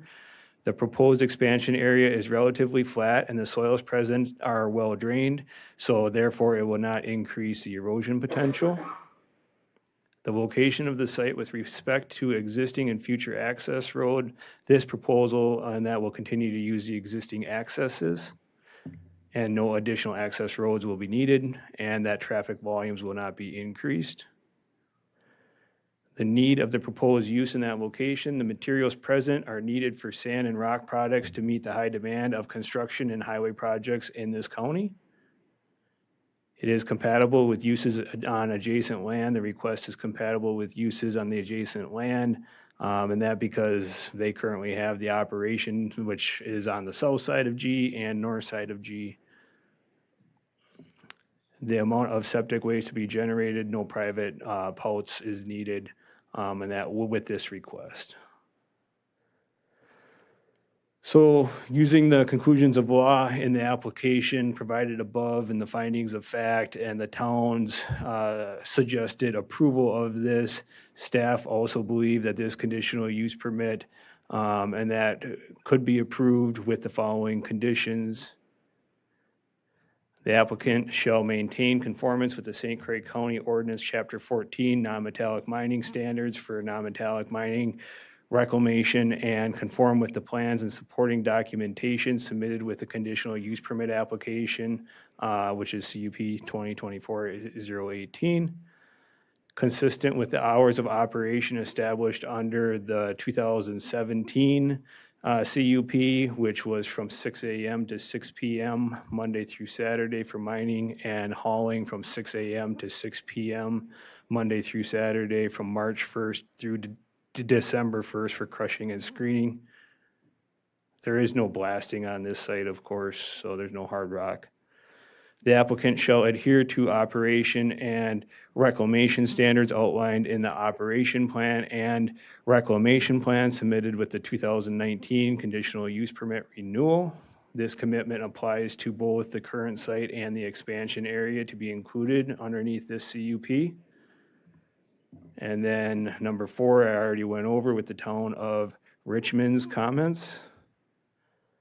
Number 5 is that the 5-year renewal shall start over and that from this approval.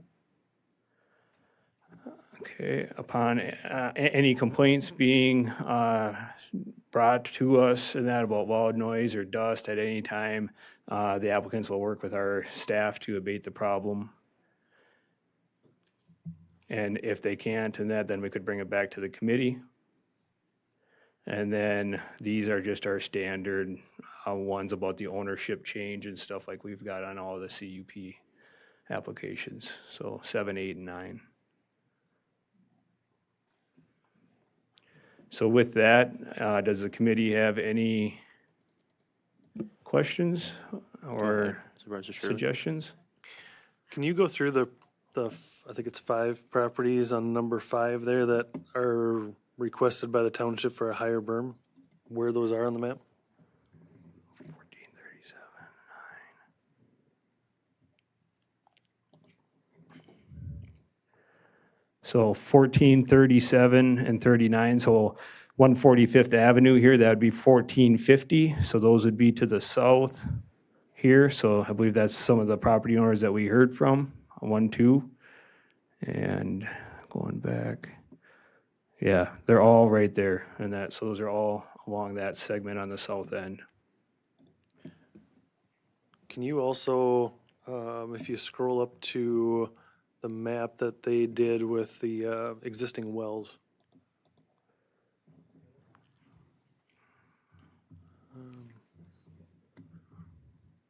That one. Can you go through what the plan will be for all the wells that are now inside of this area? And also note that those houses along 112, obviously there's way more wells in there than what they show on that map because all those houses have wells, but they excluded a number of them on that map, just a note. So that is one of the challenges with what that well monitoring program would look like. Generally speaking, anytime you have a program, you need to have baseline data, and we don't have baseline data for this area. And are we looking for contamination? Are we looking for amount of volume or the depth to water in those wells? And then we should also have some consistence or some wells from farther outside that area as our comparer too. So each sample is about $60 in that, and so I'm not really sure as staff what that well monitoring program would look like. Generally, as far as contamination, again, the groundwater in that elevation is roughly about 60 feet down. When we look at our homes and our own sewer systems, and that, no, I'm not an expert on this, but the state says that you need 3 feet of soil separation between the bottom of your drain field and groundwater. And they say that adequate treatment and that through that 3 feet of soil, and that will basically make your wastewater drinkable once it hits the groundwater elevation. Now, in other areas in that are more susceptible, the state increases that to 5 feet of separation, like we've got for our manure storage pits and stuff like that, that are big uses and big threats to groundwater. So, but those are only 5 feet. So this is roughly 30 feet above the water table. It is sandy material, of course, and it's got rock fragments in it because that does make it more susceptible, but there's still a lot of area, and sand and gravel is what we want in our sewer systems, and that because it does a good job of treating waste. I guess my main question was, you have 4 dots on that map that are inside of the proposed mine area, whether they're out,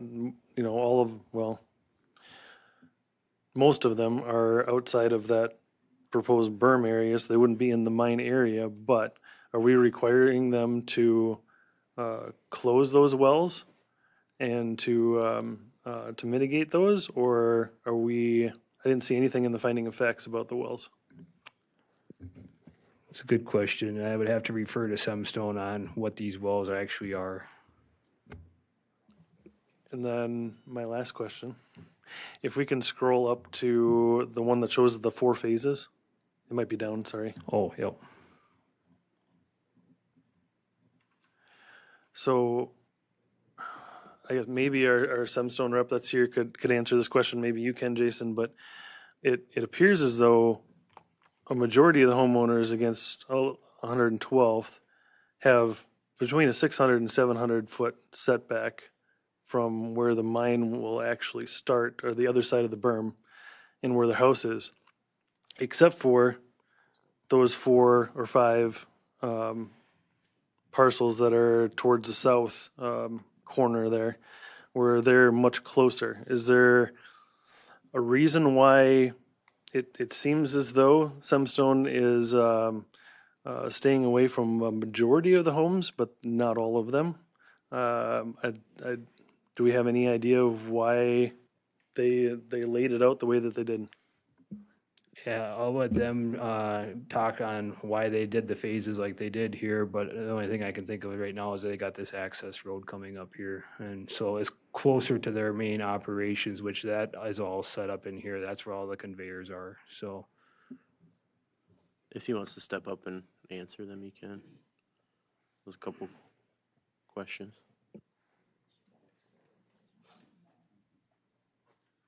So the reason this area is not going to be mined is that the deposit runs out right about here. So there's no economic value for us to mine this. And we also have the huge setback, well, the larger setback around the water body here. So it just made sense for us to continue this berm straight up. With the increased berm height that's been requested, this setback will get larger. We can't fit that larger berm in a 100-foot setback. So the setback will get larger because of that berm height. And then what was your other the question on the wells you want to answer? Yeah. Is there any talk about the existing wells that are now within the borders of? So the existing wells up in this corner service some of these buildings. We're not planning to touch any of those. The ones down here are irrigation wells.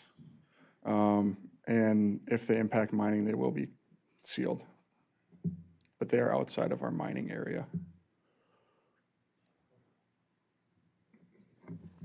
Thank you. Any other questions for me before I sit down? Maybe. Any other questions for, yeah, go ahead, Supervisor Counter.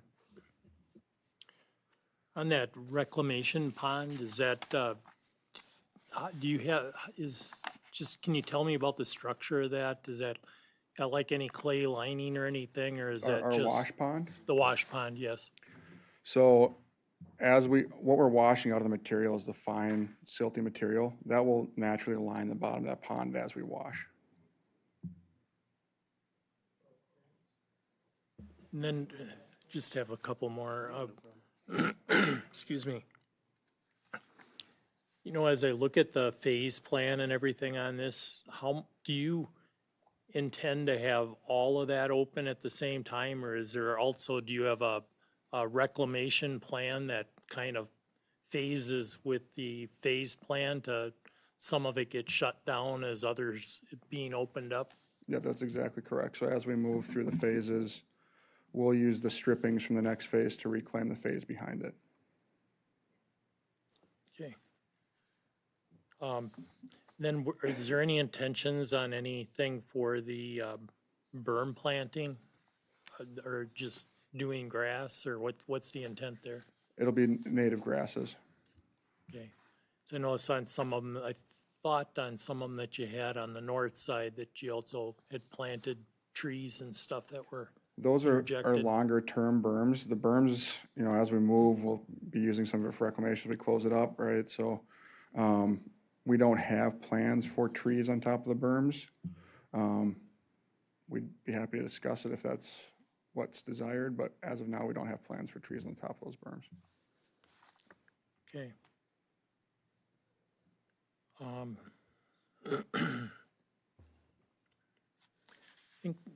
Has there been any current studies that, and this is maybe a Jason question, as far as the existing wells that are in there, have you got a baseline for where they're at as far as potential issues that are there before this would begin, so that we would have a baseline for the wells? Yeah, I did ask our land and water staff here, and that if they had any information there, and there's very little information in that. It's only maybe one test here or there. There's nothing in that that establishes a trend line, so. With the amount of concern and stuff, would it be prudent to consider that type of thing with this type of permitting to ensure that we have something to begin with, so that if there becomes issue, that we at least have that baseline's been set? Yeah, and that it's just the complications of it, like how do you pick which homes, you know, and that you'd be sampling the wells of. And I say that because maybe everybody wants it, but some wells are going to be deeper, you know, and they might not be affected in the same way as a shallower well. And so it can be subjective. And then what do we do when we find out, or, you know, I mean, how do we determine those? And that the cause is actually related to semstone. There's also some large irrigation systems, you know, in the area, you know, maybe it's the ag wells, you know, that we know that put out millions of gallons of water. So it's very tough to take, and again, with this groundwater program, it's very tough to take and tie that risk back to a particular use. And a lot of times we don't even know if what we see in our testing right now is reflective of something that's happening right now on the landscape, or are we seeing the impact of something that happened 3 years ago, and now we're just seeing those results come through. That's where it's really very valuable to have that baseline data like we're doing with the citizen groundwater monitoring program, where we got 6 years of baseline on, you know, 160 to 180 wells. So now we can see more about what the impacts are. Yeah, keep. Yeah, go ahead. There'd be a question for Mr. Semstone again, actually a couple of them.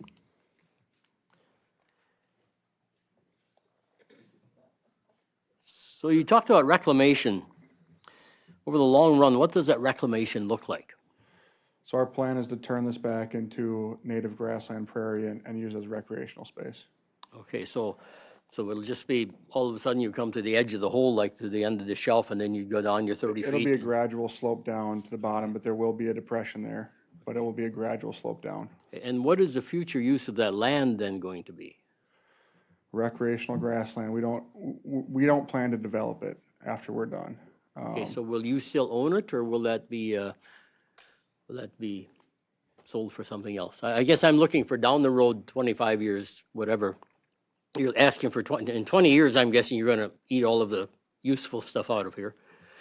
So year 25 or 35, for the future generations, what's it going to look like? It's hard for me to sit here and tell you exactly what it's going to be like in 25 years. We've done a lot of different things with our land. We've turned it over to DNRs. We've done some public hunting land on it. We try to turn it over for recreation for the community at some point. What that looks like exactly, I can't give you an exact plan, but that's our typical preference to do when we're done with this land. Okay, do you have other land locally that shows what you have done? You know, it's easy to say that, but if you leave a scar, it's a scar. And then if the county or the community has to come in, you know, we have to look at this not only for 20 years, but for ever after that. Yep. And that's my concern. So we've got a property in Meridian. It used to be called the T-Rex Pit. We reclaimed it. It's used for camping and hiking. We've got a property across the river in Minnesota that Minnesota DNR actually owns it. We're mining it. As we're reclaiming it, it's being opened as public hunting land right behind us.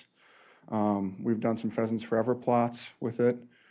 So we've got multiple reclaimed properties that we'd be willing to take you out to if you want to see what they look like. And are you looking at 20 years, you'd be finished with the ground?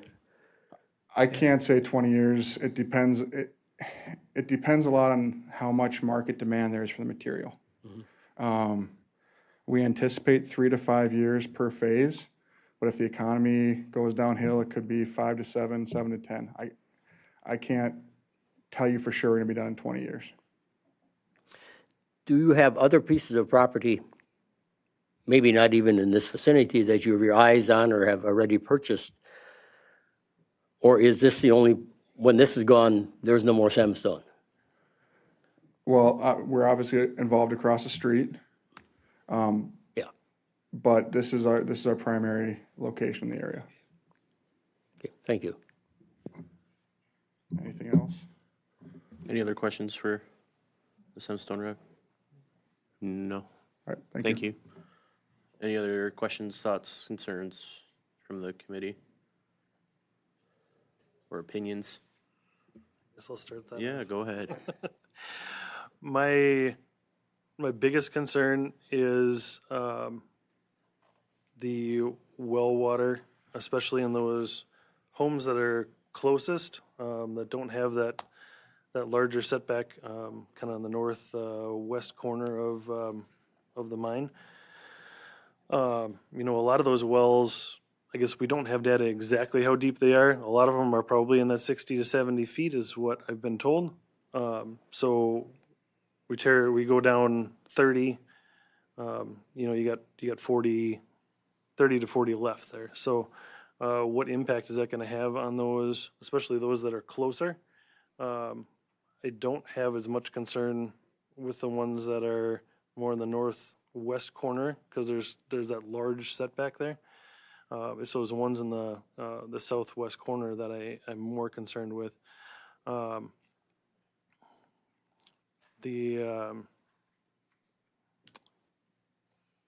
lost my train of thought. I'll yield to somebody else. Doors counter, do you have some thoughts?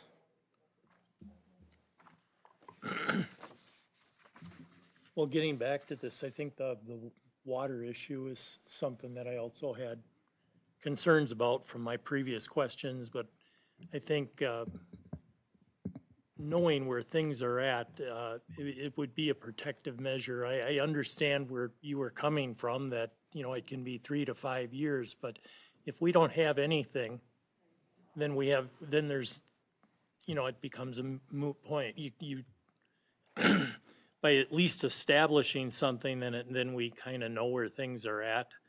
And yes, it can be guessed if there could be other causes, but without any baseline at all, it makes it very difficult for the future for anybody to be able to react to this. So I do have some concerns over considering creating some kind of baseline. I believe that we should be doing that, and then also consider dealing with the owners that are in there also that want progressive tests over the years, that we can work with them and keep tabs on as those tests are done to keep a record, which could also help us for other projects that could come available in other places too, as, you know, so that we know in the future how to react to these types of situations better. Okay, so of course, the cost for these well tests and that would have to be covered by Semstone. But to take and remove staff out of it, and because some staff might not be here in 5 years, and that, what are you looking for like some more specifics? Or do you want to test 10% of the wells in the area, or is it every year? Is it every 5 years? What are we testing for? Are we testing for nitrates, bacteria, water volume, water depth? What would you like to see for some of those specifics, just so that Semstone and our staff are going to be on the same page? Well, I'm not a water specialist by any means, but I think I would yield that to Tim Stieber. Maybe if he's here, he could help us with some of the, what we should be looking for to do that part of it. I would say for the testing, we don't necessarily need 100%, but I think we should also be looking at variable depths of the wells. So if you got a shallower well versus a deeper well, and kind of look through those to put together a schedule that kind of covers that area.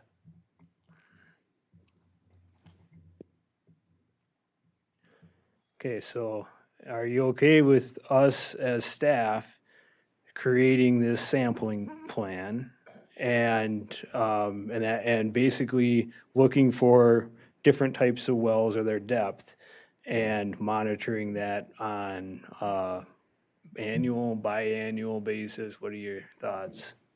I would think quarterly. A little much. It's a lot. Biannual. Or annual to biannual. I think annual, you're only catching one season, right? I don't know. Tim, do you have any thoughts, or is it a little catching you off guard here? No, I thought about it a lot. You want to come up to the...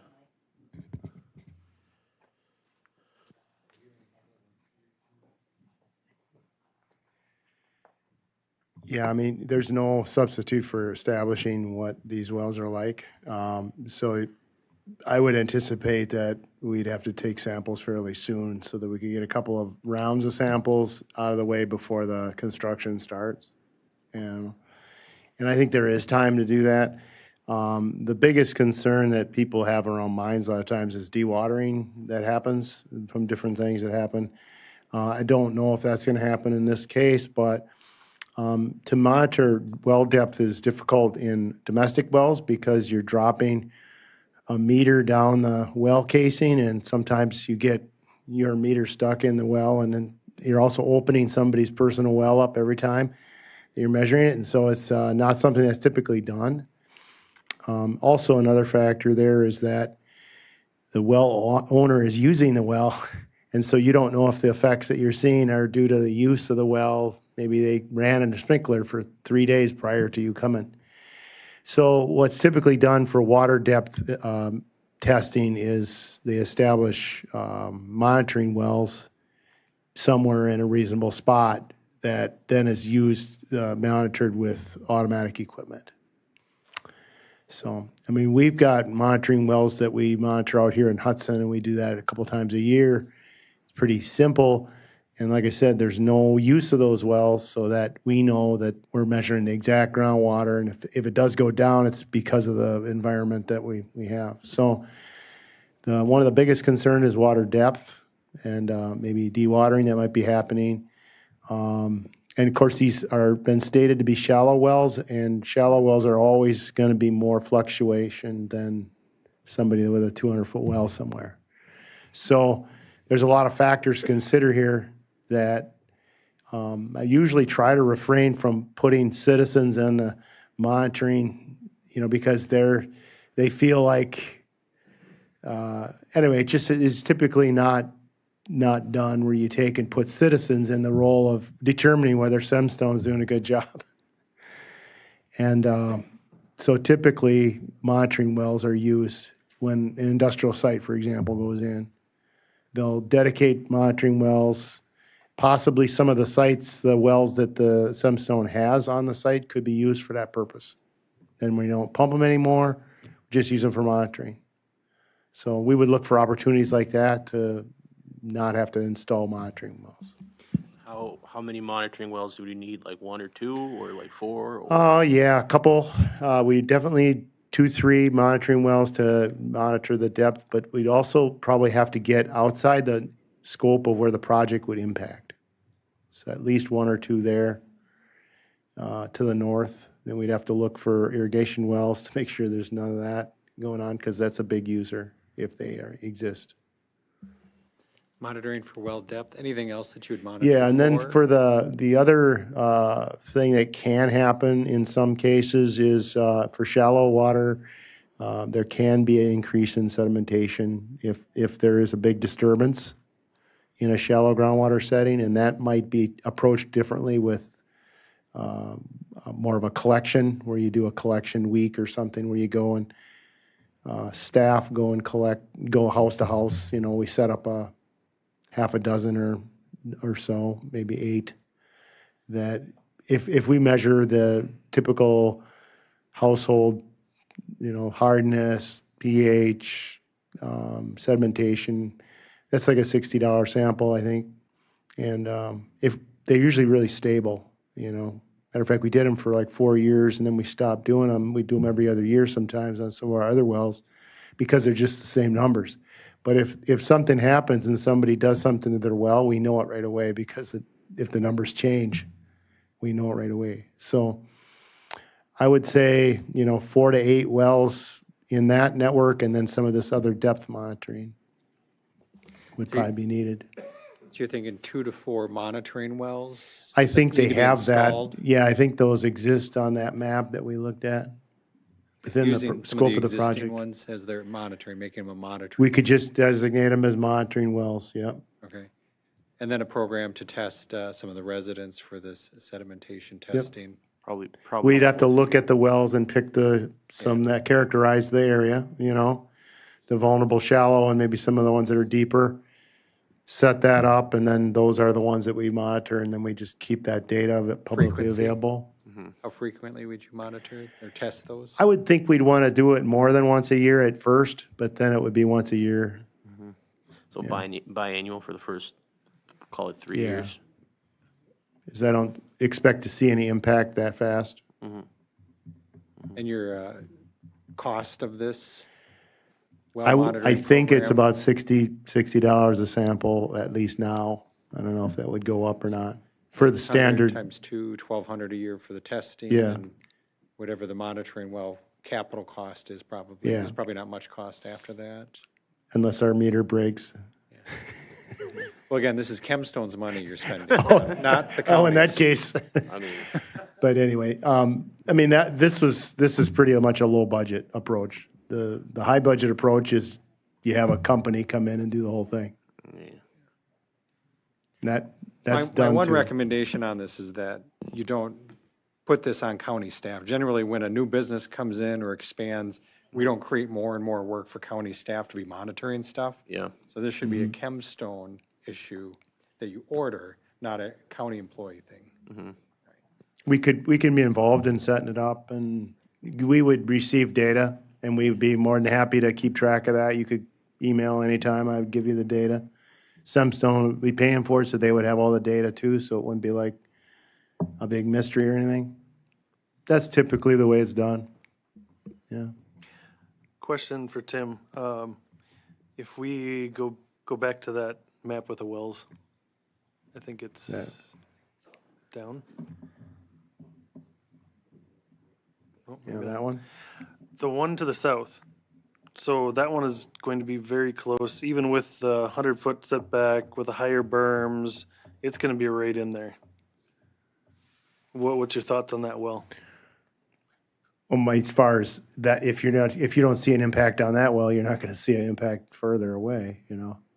Well, if that's gonna be on the edge of the mine, do we have them get rid of that well entirely so that we don't have leaching into the groundwater? is That my would be, question. yeah, normally we'd want them to cap it, well seal approach with a Right. well driller, yeah. That's where I was going. Unless it was capable to be used as a monitoring well, that's the only reason to keep it. Would we be allowed to put a monitoring well in that southeast corner, potentially on the DNR land? Would they allow that or not? I have no idea. Otherwise, if it's outside of Semstone's land, then we're either asking a Yeah. adjacent property owner to put a monitoring well on. Right, I mean, those are expensive, you know, you're basically asking a well driller to move in and drill a Right. well for you, Right. so, yeah. They're pricey. But I don't think I it's just- that deep. My concern would be in that southeast or southwest corner Mhm. of the mine, so I think we need a monitoring well there somewhere, but if we, in my mind, that well would have to go.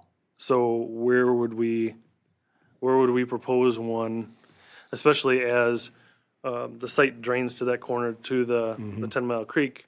I mean, that would be the ideal spot for one. Right. You're saying that's DNR now? I don't know exactly where the land, the boundary is, but with the berm in that corner, making that corner, you really don't have a lot of room there either. Mhm.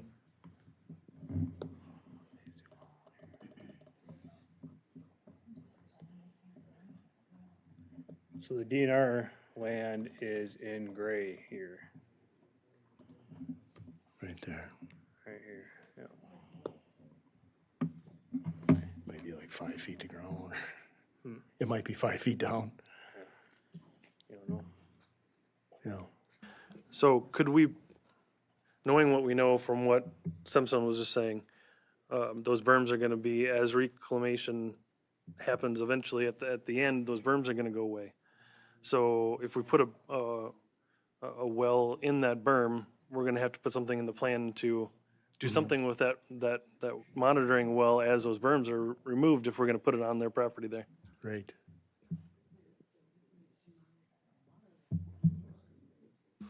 Wouldn't it make more sense just to use the existing well that's in the corner? It's 10 feet away from where we probably would ideally have one, or a few feet anyway. And then when we're finished with that, yeah, that one right there. When they're finished with it, then they'd have to cap it. But let's use it while we can use it. But it's really no charge. You don't have to drill another well, Semstone people. It's there, use it, and with the agreement that afterwards you're gonna shut that off. That's just makes sense to me.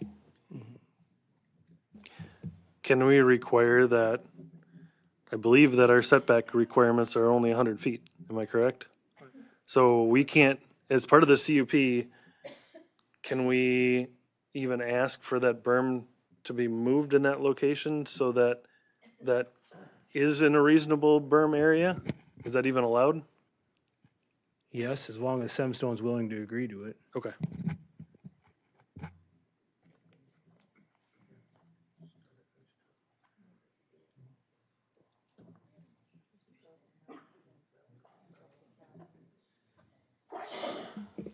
I guess since we have Semstone representation here, do we have an answer on that?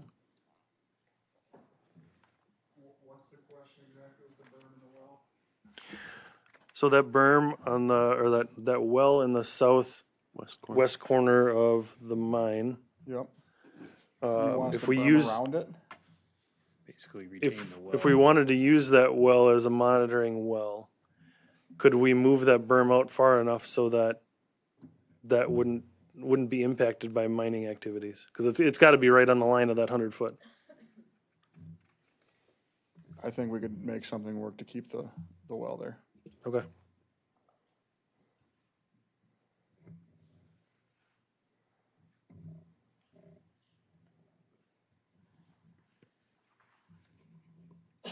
Go ahead. Well, if the other committee members are in agreement, I guess I would want to consider adding, getting that baseline and doing the sampling plan and adding those conditions with this CUP. Sure. So how long would that take to get a baseline? Is that like a 3 to 6 month time frame, Tim? Probably more like a 5-year baseline. 5-year baseline. Yeah, and that to be able to really tell, so Mhm. probably similar to like what you said, Chairman Anderson, is to, do biannual sampling for the first 3 years Mhm. and then go annually after that. That way we'd be able to catch any changes probably faster in the next 3 years, If they have a good phase one, they could almost be done with that phase in 3 years, so. But then using that monitoring well, that should be pretty easy for us to take and work with Semstone on. Of course, that they would be bearing all that cost, and we would just change number 3 there to make that their monitoring well, that they have to work around it biannual for 3 years, and they pay all the costs, and then annually thereafter, all the way out. If that's what I'm understanding that the committee was. Sounds good to me. Makes sense to the rest of the committee.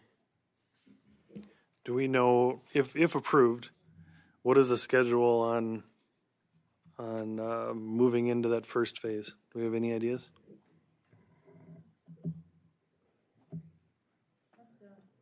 Mhm.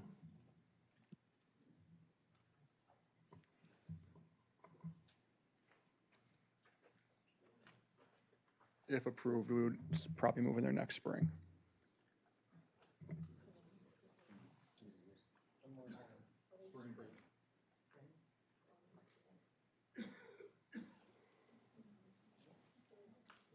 The 3 years would catch at least 1 to 2 years of phase one, right? For the biannual testing. All right, so do we want to change number 3 to make the well on the Semstone property in the southwest corner monitoring well to be tested biannually for 3 years at Semstone expense, and then annually, or third-party testing, yes, but at Semstone expense, correct, yep. That's a good clarification, and then annually thereafter. Mhm. That was for the one well, but Tim was talking about, potentially we want more than one monitoring well. So my understanding is the 2 that are on the north side are currently serving the buildings that are across the property line. Am I correct? So those are not able to be used as a monitoring well, I don't believe. So where would we get another one, is my point. Right, yeah. Are you and volunteer- so the, I have a comment on that if you guys want it. I don't know if I'm allowed to give it. so anytime you've got a well that's being used with the draw, and that can affect the results. So that's where that one in that southwest corner, if it's not being used for anything, is kind of a good gauge.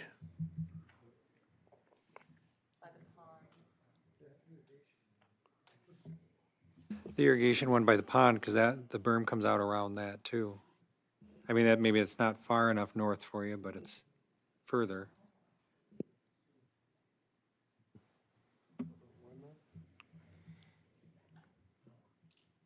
He said something like 3 to 4, it sounded like, but, I don't know, Tim, how far would 2 monitoring wells get us? Yeah, step up.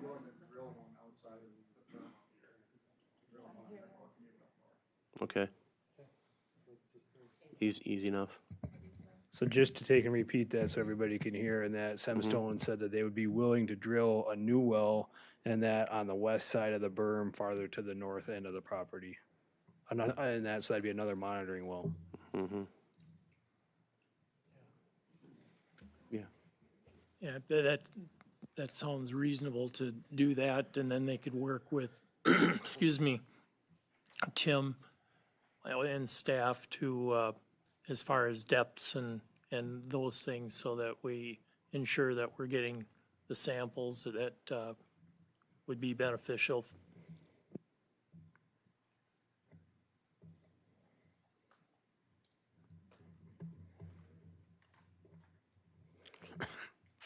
Want me to take and try to attempt on what the new number 3 would be then? Yes, please. Okay. So establish a new monitoring well on the west side of the berm towards the north end of the property that is different than the current well in the southwest corner of the property to monitor the water level for both wells and any sedimentation to be done by a third party approved by Semstone and the St. Croix County Land and Water Resources Department. With the third one in the middle by the pond. Oh, okay, you want that one too? And that, so those 3, okay. So, yep, so it'd be adding, so we'd have one on the west side of the berm towards the north end of the property, probably up here at the north end of this field. The one here for the irrigation, and then the one in the southwest corner. Okay, And then that's be tested biannually for 3 years, and then annually thereafter. there you go. Yep, and that, so tested biannually for the first 3 years and annually thereafter.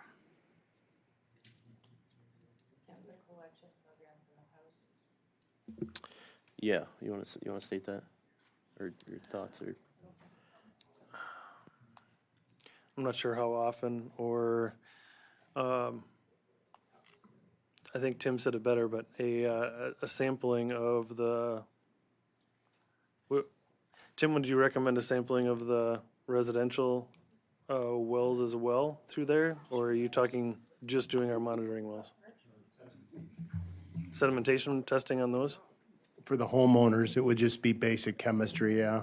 Sediment, total dissolved solid, pH. Something that if there's a dramatic change in where the water's coming from or whatever, it shows up pretty dramatically. Usually it doesn't change at all. would that be like a sampling of, 6 or 8 houses once a year, or something like that? That would probably be adequate, yes. Okay. I would just say that we did a 6 to 8 residential annual tests, water tests. I would even, well, I'll put it up to staff discretion on which ones we use. I would suggest maybe we do a rotation, or, if you have, like you said, there might be a mixture of 60-foot, 70-foot, or whatever depth wells there that we get a good representation. Yeah, it's important to keep doing the same one. So once we get her going, then you can spot differences, but if you keep switching, you never know what you get, And the residential property owners will have to agree to it. Correct. Correct. They have to be committed to providing access to their property for the foreseeable future.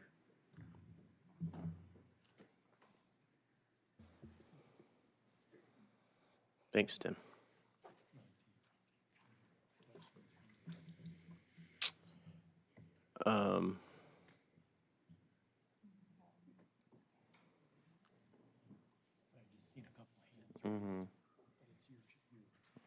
I know, debating. All right, I saw a couple hands in the audience. If you have a quick comment. Yeah, If you- a couple quick questions. What happens if? Do you wanna- Oh, use the mic, sorry. Yep. Yeah. Andrew Heinen, 1439 112th Street, down the corridor here. What happens if they fail? What's the remedy? Is it fiscal? Do we get new wells? Do we get new water? Do we get them to buy our house and move us somewhere else? Number 2, nothing was ever addressed about the sound that they're well over on, so we need some help on that. Number 3, we've asked for further setbacks. We need some assistance there. Number 4, we don't want to look at 25-foot berms. That was just Knudsen thought he had a good idea. We'd rather look at 10, 15-footers if you're going to go through with it. So we don't want a 25-footer up there. Anything else?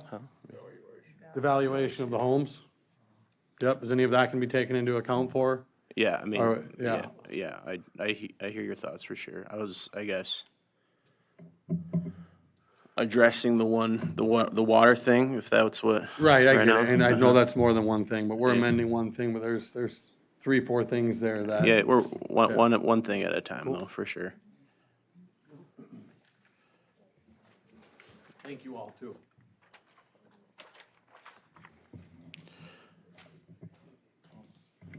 Yeah. Another question for you, Jason. In the conditions, I know Sunstone has said that they're going to leave their larger equipment where it is on the east side of the mine. Do we have that in the conditions, that that is going to stay where it is? We don't have it in the conditions, but it was in the application. But yeah, we can add that here, is that the Yeah. existing crushing, washing and everything will be in the same spot. Yes. Yeah, I mean, to address, and then to address the noise, like if there are complaints, that will be reviewed by county staff, and then brought back to this committee as necessary. And if the property owners next to the 25-foot berm don't want a 25-foot berm, I'd say you drop that back down to the standard and just remove that bullet point. Any problems with that? I got a question.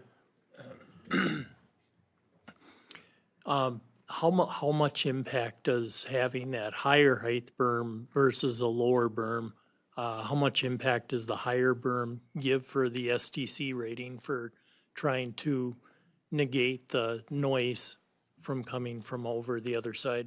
Is the height actually help for that, or is it, that's the only thing I can see with the lowering it down, that you may get a more noise that's going to be able to pass. Do you know Surely anything can't on hurt that? to make it taller, but does it help, and that, a lot of it's got to do with the prevailing winds and which way the wind's out of that day. That tape or that, cell phone video that I did, and that, I was standing there just like this, and I was talking pretty much at the same tone as what I am right now, maybe just a slightly louder, so, just so you have a kind of a gauge on what that was.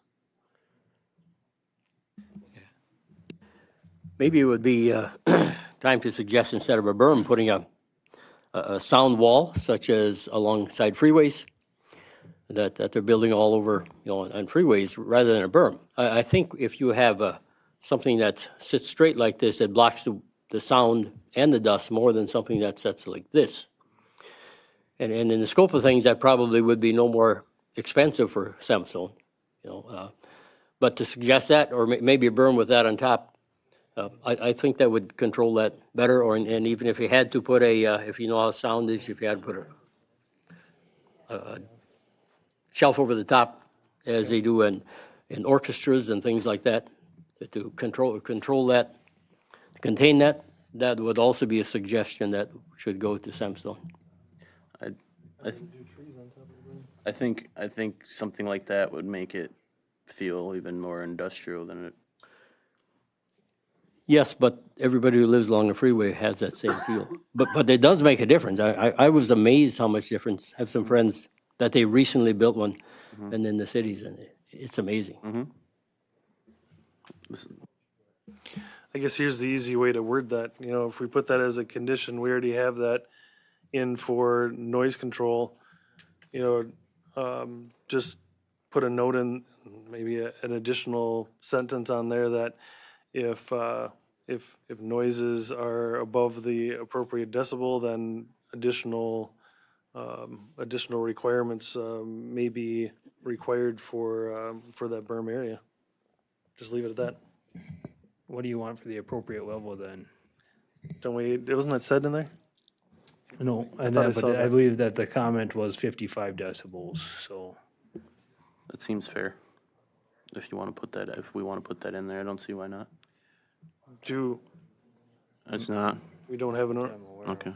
Do we have anybody from Semstone know what your working decibels are in that area? Do you have any idea?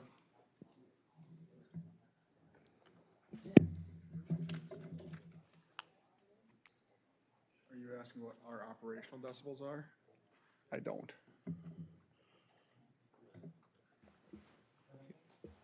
Would that, I guess that, maybe you don't know that off the top of your head. I was gonna say at what level would be inappropriate, I guess, to require under. There's state statutes for noise levels that you can reference, for sure. Yeah. I don't know either, Ryan, but I do know that inside of a John Deere sound guard body, it's 53 decibels.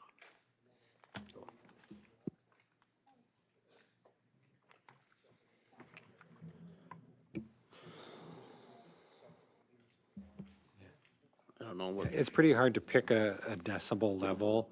I know at the city level in industrial parks, they'll typically have a noise ordinance that regulates that. It's measured at the property line. I don't know what that exact decibel level is. But just to arbitrarily pick a number is probably not the best scientific methodology.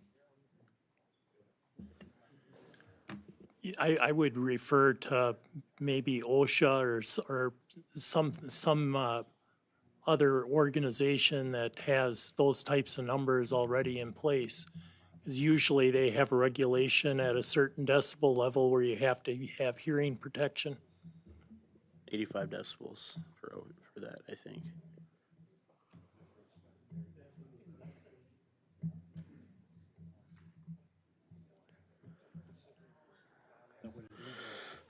I don't.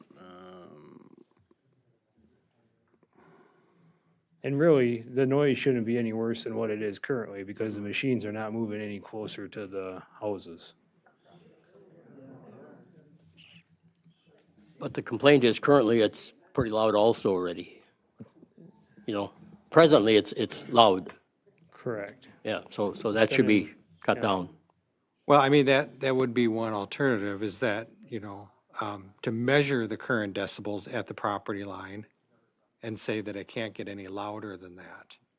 So you create a baseline, so go out and measure. What is it right now where the old golf course was at the property line to the residential properties and say, this is your threshold. You can't get any louder than that. And if the machinery isn't moving, it really probably shouldn't get louder. Right. So, Theory.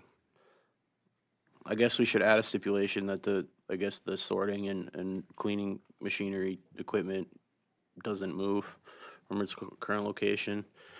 And then, I like the establishing a baseline idea, but there should be some room for error there because it's, sound is fickle. So like, I don't know, plus 5% or something. 10%. Probably taking multiple readings and Yeah. establishing some sort of a range. Yeah. Mm-hmm. So again, we'd want Chemstone to pay for that, though. Okay, so I've really heard of 3 new provisions, or actually 4 changes to the facts here. If you're okay with me summarizing them, reducing the berm size from 20 to 25 feet against those properties down to the 10 to 15 feet. That'd be one change. The other change would be for number 3 here, which is to create 3 monitoring wells, 1 new well in the northern chunk, 1 at the middle irrigation well, and then 1 in the southwest corner.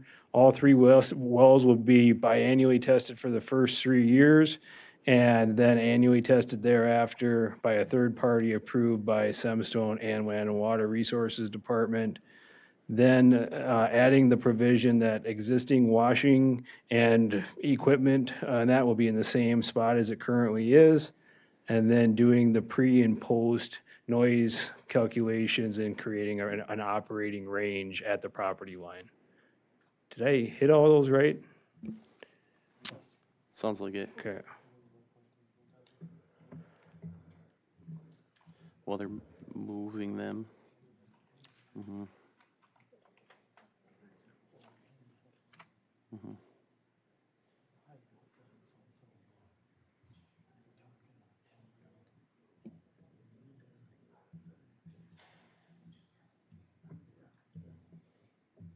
Any other thoughts, questions, concerns, additions?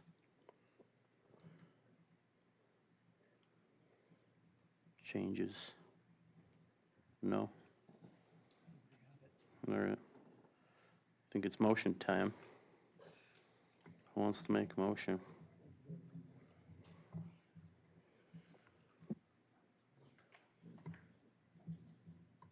Do we have to get before we even decide on this, do we have to get an okay, a signed okay from Semstone that they will do this? So far, we've had one person representing Samsung that says it will. I think I'd feel a lot more comfortable if this came in a document. If they don't accept these conditions, then we'd have another hearing, was my understanding. Right. If they don't Something like accept, then that, they that don't would get to be the- operate Right. into that expanded area, so.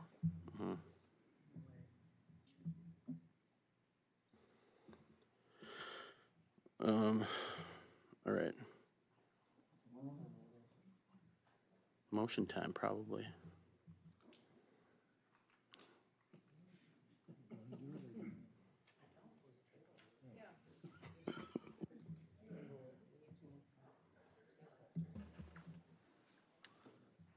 Well, guess don't guess, I would make a motion for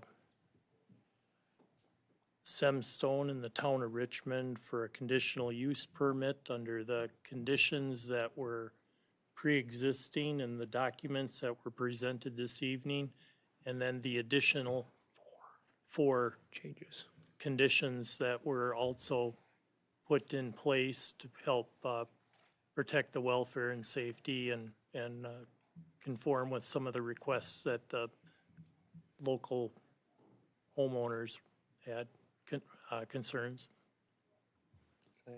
Go ahead. I'll second, yeah. Go ahead. Jason, I just want to make sure one of our 4 additional items was concerning that southwest well. They had said that they would stay away from that a little bit with the berm. Do we want to put that in here as one of the 5th item? Or do we already have that in there? I think they said they would work it out so that well could be used as a monitoring well. It is one of the ones defined as a monitoring Yeah, well, correct. correct? Okay, all right, then we're okay. All right, so, and a second. Any further discussion? No? All right, all those in favor signify by saying aye. Aye. All those opposed? That carries, thank you. Business item number 3, resolution approving the town of Forest rezoning 1.68 acres from ag residential to residential. Okay, thank you, Mr. Chair. So under Wisconsin statute 60.62 parentheses 3, county has to approve any rezoning changes or ordinance text amendments for towns with their own zoning. So this particular request is in the town of Forest, and Andrew Cormican is requesting to rezone 1.6 acres from ag res to residential, and that to be able to sell the property to an adjacent landowner. The town planning commission and town board have approved of this rezone. They submitted their minutes, and that of both the planning commission and the town board meeting. It shows the area to be rezoned here in red. And then they've also got a CSM. So they've got an application to rezone, and here's the CSM that they want to sell to this property here. So that is basically what this request is for. Any questions? No? Do we have a motion? I make a motion that we approve the request in the town of Forest for 1.6 acres from agriculture residential to residential for Andrew Cormican. A motion and a second. Any further discussion? All right, with that, we're ready for a vote. All those in favor of approving the rezoning signify by saying aye. Aye. Those opposed? Carries unanimously. Thank you. Right now? Yeah, okay. Well, I guess we'll take an 8-minute break. We'll be back at 7:50. Yeah.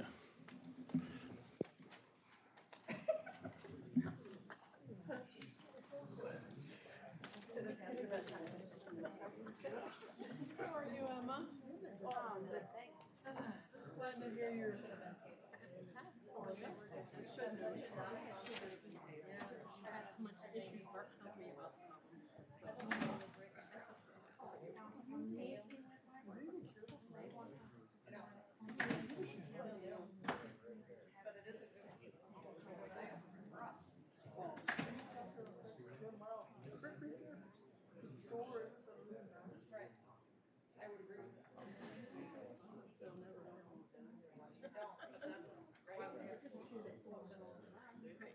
Should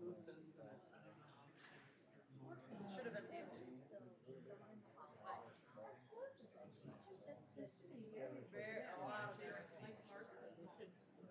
To come up, go back. Right, I was saying, yeah, go back and put a better plan, but we're not, yes, exactly. Yeah, did they tell them that? Yeah, she was right here. She said you could feel. Did he hear it? The guy that.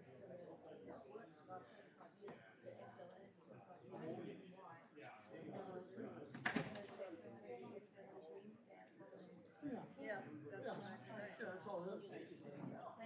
And then they'll sell it. Yeah. And then they'll sell those credits. So they get paid for those credits. Rambo Lakes is good every now.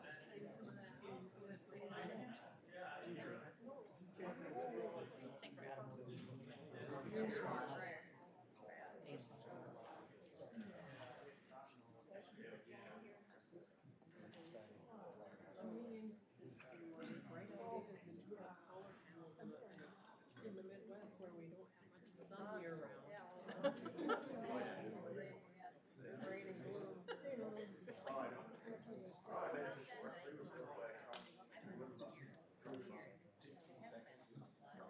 Yes, it is. That's where you got. Our house got all the hail damage.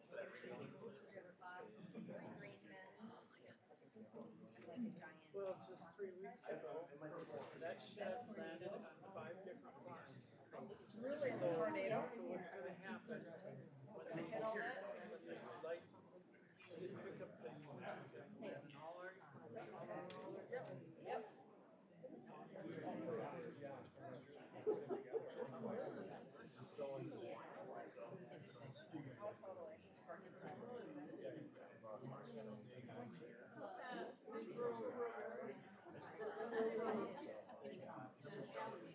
Right.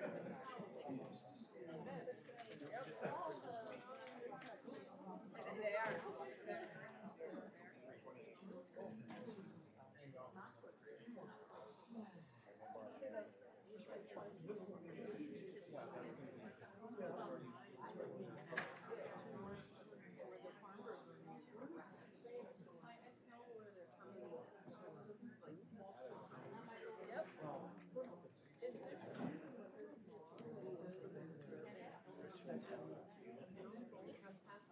Right. I know one. Right. Right. Yep. I don't know, Shirley.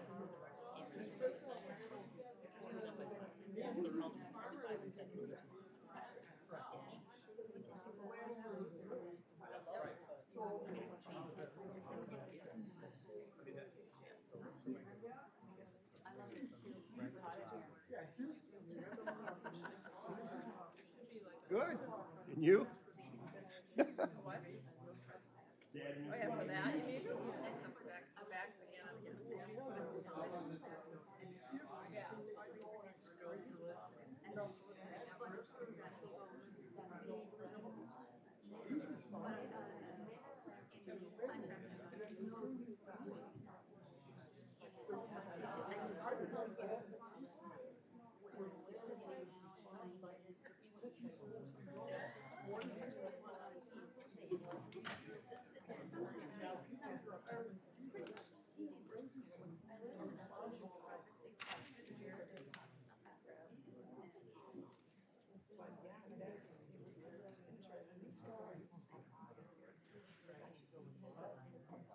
Think we'll be out by midnight? Sorry.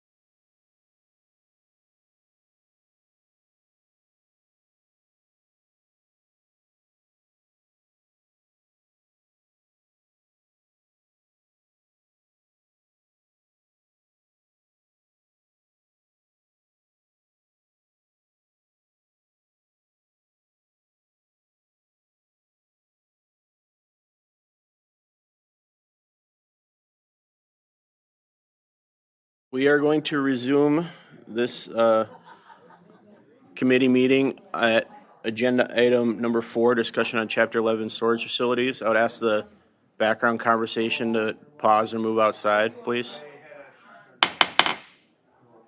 Guys, we're going to resume, so. Hey, Mr. Chair, I can add, that Supervisor Van Summeren had reached out to Danny Atkinson of the Grassroots Organizing Western Wisconsin, also known as GROW, and he's got a brief PowerPoint presentation or presentation on it, so. Presentation. Anyway, on Chapter I 11. wish I was prepared enough to get you guys a PowerPoint. But yeah, thank you for having me. So I'm Danny Atkinson. Like said, I am a field organizer for GROW, Grassroots Organizing Western Wisconsin. We are a grassroots organization, operates across 7 counties, including St. Croix County, with the mission to create the change we need so everyone has the ability to make ends meet, live with dignity, and have a voice in the decisions that impact them. Started in Pierce County 2019, then we expanded to a few others in 2022. My work is primarily in Pierce County, where we've seen hundreds of residents organizing with concerns about the proposed expansion of Ridge Breeze Dairy up to 6,500 cows. I'm going to talk to you a little bit about things that we have discovered there today. Of course, there's a lot of other concerns that come with large factory farm expansions that I won't be covering in depth. Concerns such as potential impacts to groundwater in a karst region, damage done to town and county roads, a proposed $18 million in public financing for the expansion, and much more. But what I'm here to talk to you about specifically is what we've uncovered when it comes to landowner agreements and property rights issues in Pierce County. So specifically, I'll be talking to you about instances where landowners have had their land listed on the nutrient management plans for Ridge Breeze for manure spreading, despite not having given consent for that. I'll share a little bit about what's been uncovered with Breeze, but also some of the other things from prior efforts as well. So 3 main instances I'll be covering. The first one was a proposed hog CAFO in Bayfield County in 2015. In that instance, community members who were following the expansion noticed that some of the people listed on the NMP were people that they knew. They reached out and they found out that some of those residents were unaware that their land had been listed. At the public hearing with the DNR, a letter was presented signed by 7 landowners who wanted their land to be removed from the NMP. The DNR removed the land and required that the CAFO submit signed agreements with landowners to prove that they had access to the land that they claimed on their NMP. When the CAFO was unable to fulfill this request, their application was denied by the DNR. Then in 2022, another hog CAFO tried to open up in Polk County, and residents there decided to look through the NMP just as had been done in Bayfield County. What they found was even more egregious. Hundreds of acres were located across state lines in Minnesota, and then another couple hundred acres were actually DNR-owned land, and the DNR didn't notice this until it was pointed out to them.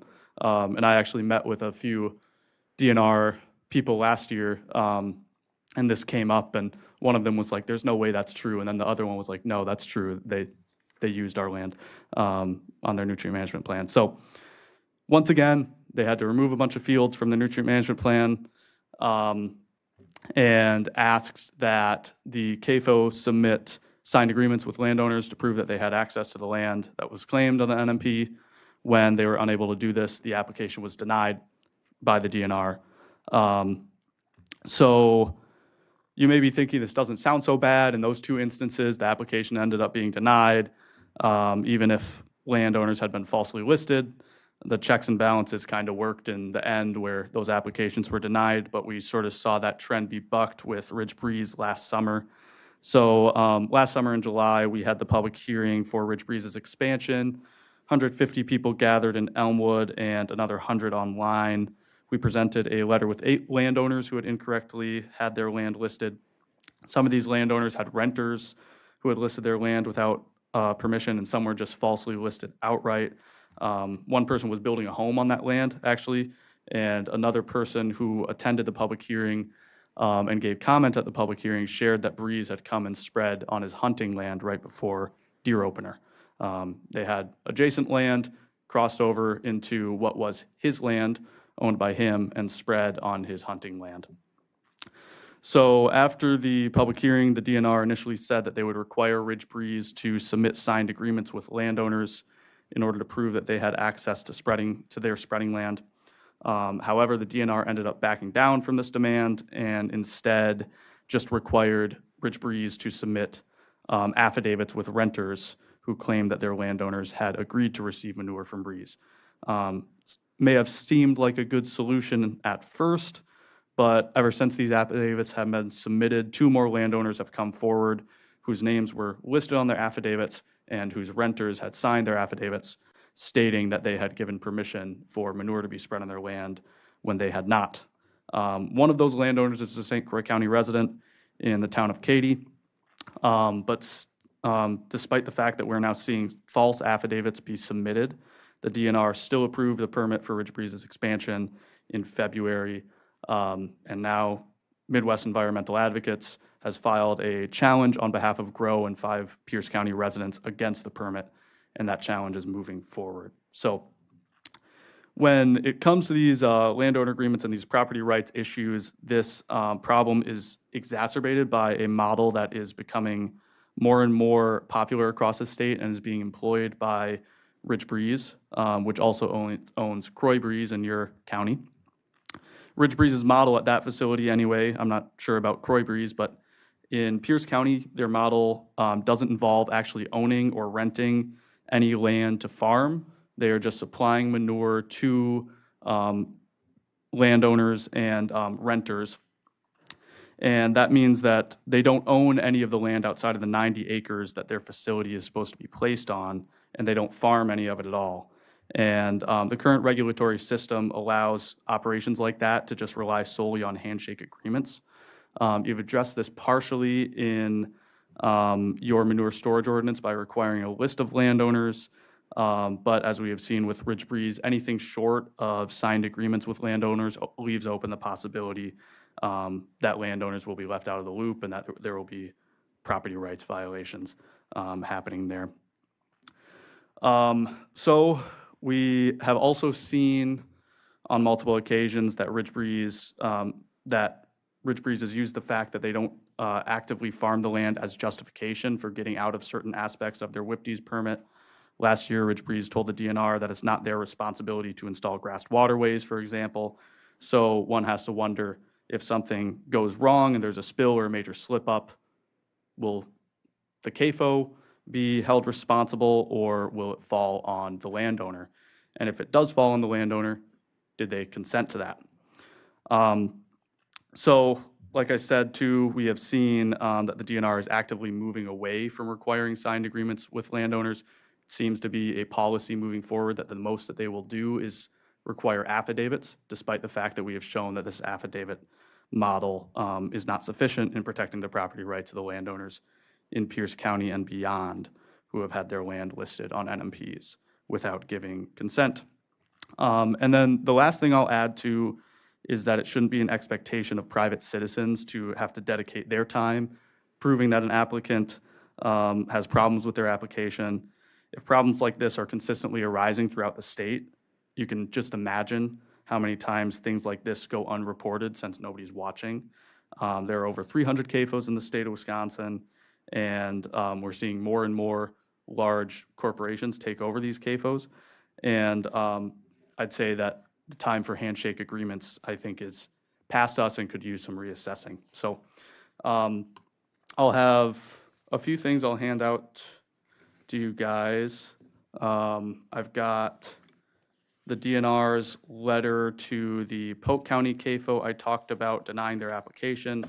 I've got a letter that we gave to the DNR for Pierce County's CAFO, Ridge Breeze, with the list of landowners whose land was falsely listed. And then I've got a letter from a St. Croix County resident who had her land falsely listed on the nutrient management plan. So, and yeah, I'm happy to answer any questions that you have.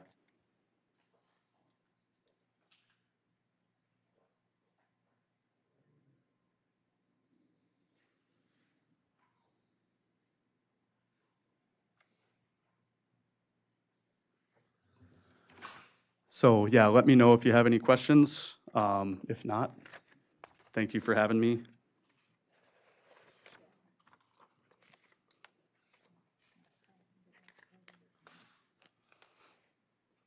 I'll sit down for now, but if you have anything, I'll come back up.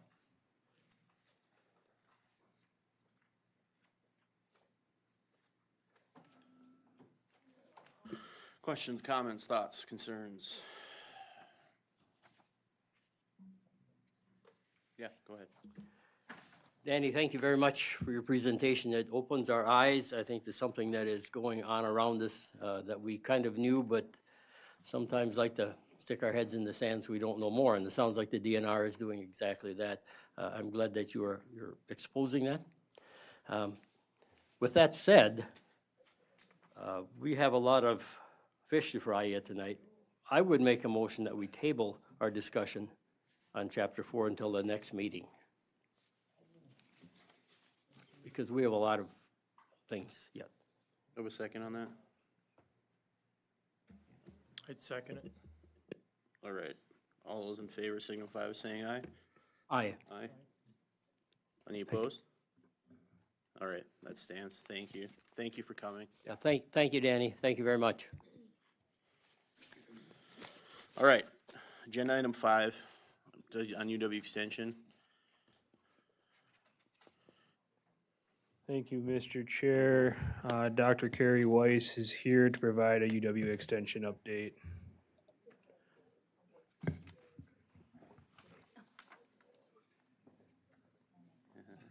Thank you for waiting, Carrie. Appreciate it. Thank you. I appreciate the time. I actually just have an invitation for you all. And so for my presentation tonight, this is actually, I provided a sample of some of the MOU language. This is the MOU from the Counties Association, written in collaboration with Extension, that helps to sort of provide further narration on the contract. And this piece here in particular names the annual listening session that we'll be hosting. And so what I'm here to invite you to attend, should you so be inclined, would be on Monday, August 4th. We are hosting that listening session. It's actually held at the St. Croix Highway Department. They graciously afforded us the time and space. This is a mock-up of what the agenda will look like. It's 2 hours by which we will essentially provide an overview and then collect data from those who attend to essentially help to inform the work plans that we'll be generating, hopefully going forward. Further detail here as far as the invitation, with an opportunity to RSVP, as well as a survey link that people can, if they are not able to attend or wish to provide input this way, is also welcome. Any data and opportunity to hear what it is that county stakeholders would like to see from us would be greatly appreciated. So this is all I really wanted to do tonight, was to extend this invitation to speak to what it is and field any questions about it. Any questions for Carrie? Yeah, go ahead, Chair. I have a request, Carrie. Yes, August 4 is a long time away. Could you email us absolutely. a reminder when it gets closer? Absolutely. I will. And Thank you. I will send out emails to make certain that people are in the know. Perfect. Anything else from the committee? No? Thank you so much for the invite, for coming, sticking around, Carrie. Thank you. All right, agenda item 6, update on the Excel Energy solar project. All right, thank you, Mr. Chair. I just wanted to take and clarify that I took and put in the background memo here, this is the text from Xcel Energy's website. This is not the text from staff, so it's not expressing our views or that. It would probably sound pro and that, if that, but I just wanted to make sure that everybody knew what Excel's webpage said. They also did release a press release back on June 4th about the project. That is when they also released the link to the maps that were for phase 1. So phase 1 is for 300 megawatts. However, they do have 100% of all the land in the project leased. So that is a big milestone for them. If we look at the map here, Roughly 2,600 acres is in the town of Aaron Prairie. The possible substation is right here off from 120th Avenue. And then if there is any battery storage part of this project, and that it's in that blue dot. So the town of Hammond has the remaining acreage up to total project size for phase one of 3,287 acres.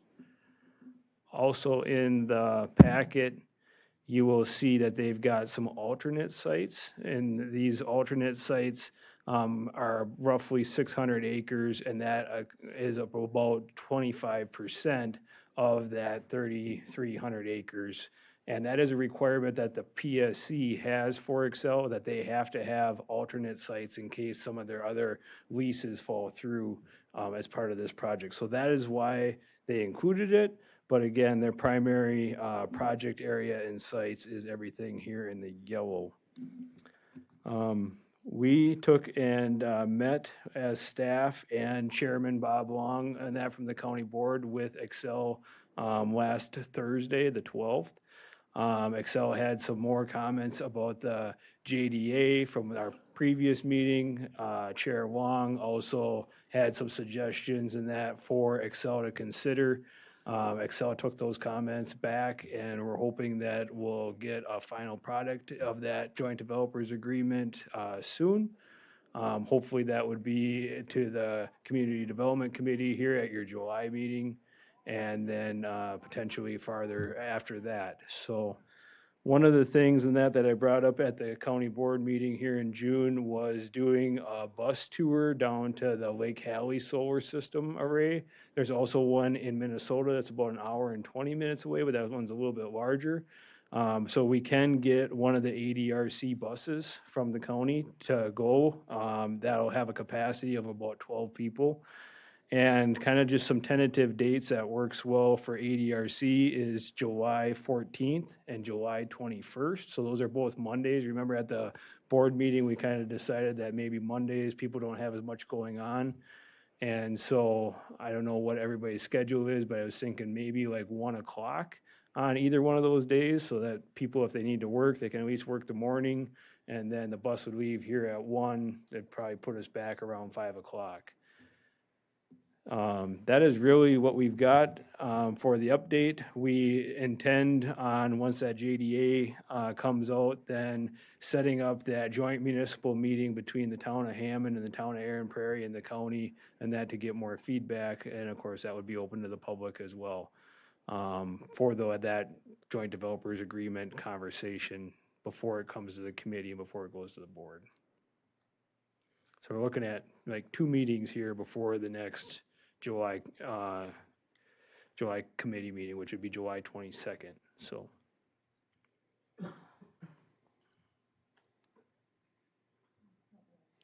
Any thoughts on that timeline or the process or? Date preference for the tour, for example, or? Or time even? Or I mean, time even, I'm yeah. just throwing it out there, yep. Yeah, go ahead, Supervisor Shirley. I know Excel invited us to the Lake Hallie one. Yes, it's an Excel place. It's not anywhere close to the size and scope. I mean, I think we'd be much better off, and I don't know who owns the range one. I don't think it's Excel, but a tour of that would be much more comparable to what you're gonna see here.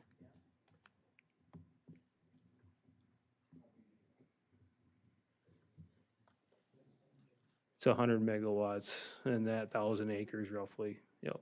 And that one does have battery storage. I don't know if it's all completed yet or not, but, and that, yeah, it does have battery storage as part of the permit through the PSC. It's about a third the size instead of like 2% of the size, so yeah. That would make sense to me, yeah, if possible.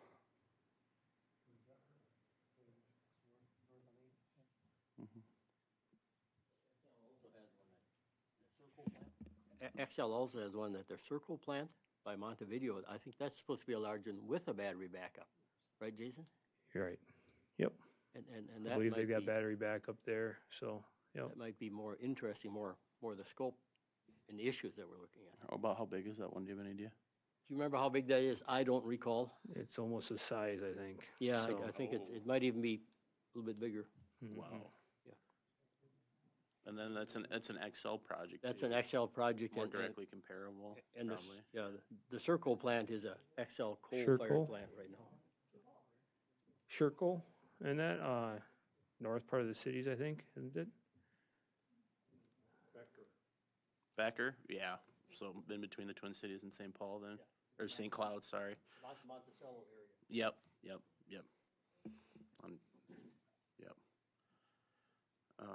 Yeah, maybe if they would let us go see that one, it's an Excel project that's reasonable distance, similar size. Okay. I would think that they would have no problem with that. I think they were just saying the Hallie one was closer, so, yep. Sure. Yeah, Monticello's an hour away, so. Yeah, that's not bad. Mm-hmm. Okay. Any preference on the dates? 14th or the 21st? I don't care, but we'll see if anyone else does.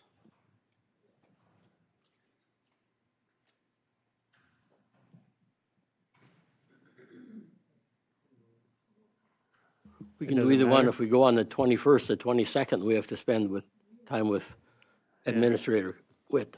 Yeah. Thinking about overload, I'm thinking a bit about overload here. Okay. Administrator Witt and potentially the committee after that too. Yep, correct. So let's do the 14th for that reason. Yeah. If possible. Otherwise, the week before that was the 7th, and that's the 4th weekend, so I figured that everybody could be gone, so, yeah. So we'll shoot for the 14th. What time in that? I mean, 1 o'clock was just an idea. Do you want to make it later in the day, earlier in the day? It doesn't matter. Meeting here at 1 sounds good to me. Yeah, we could leave here at 1. Mm-hmm. Get back in time for dinner. That's perfectly fine. I mean, skill-wise, yeah. License-wise, no.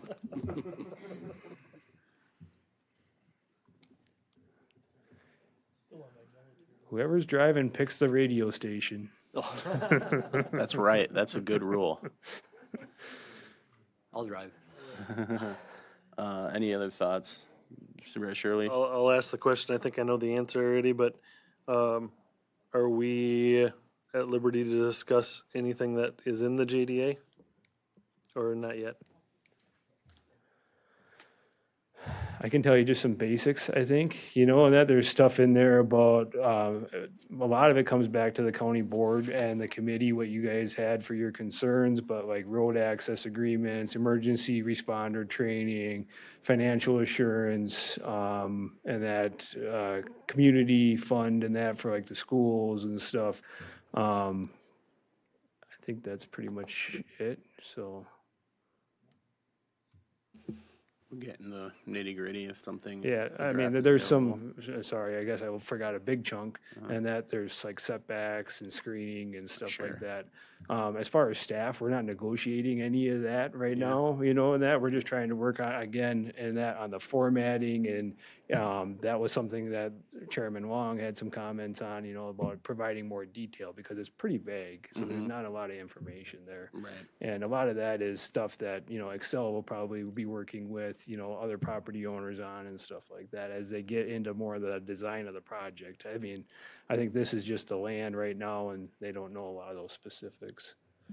Yeah, and if you remember back at I think it was the January county board meeting, the county board suggested a JDA as one of the options. So we're gonna bring you a draft of a JDA, and you can approve it, deny it, whatever you wanna do with it. It was one of the things, though, that you asked for as a county board. Yeah. So we'll bring that to you, I mean, and then it's up to you whether you want to approve it or not. Right. I think it'd be premature to reject something without seeing what it looks like first. So before, I guess, getting in the details of whether it's approved or rejected, I'd want to see what it is. Yeah, and I think as far as meeting layout, I think we would want to bring it to this committee first, so that you can sort of say, okay, you're in the general guidelines of what we think the JDA should be. Then we meet jointly with the towns, and then you take formal action and then to the county board. Does that sound right to you guys? That does make sense, yeah. Okay. Yeah. Go ahead, Supervisor Shirley. When we want to get the towns involved, I was thinking in my mind that we probably would be there already, but I think we need, on this committee, an up or down vote on whether we want the JDA or not, and that to go to the full board before we even go down that road with the municipalities. So I think if we don't have an agreement on that, on this board, then,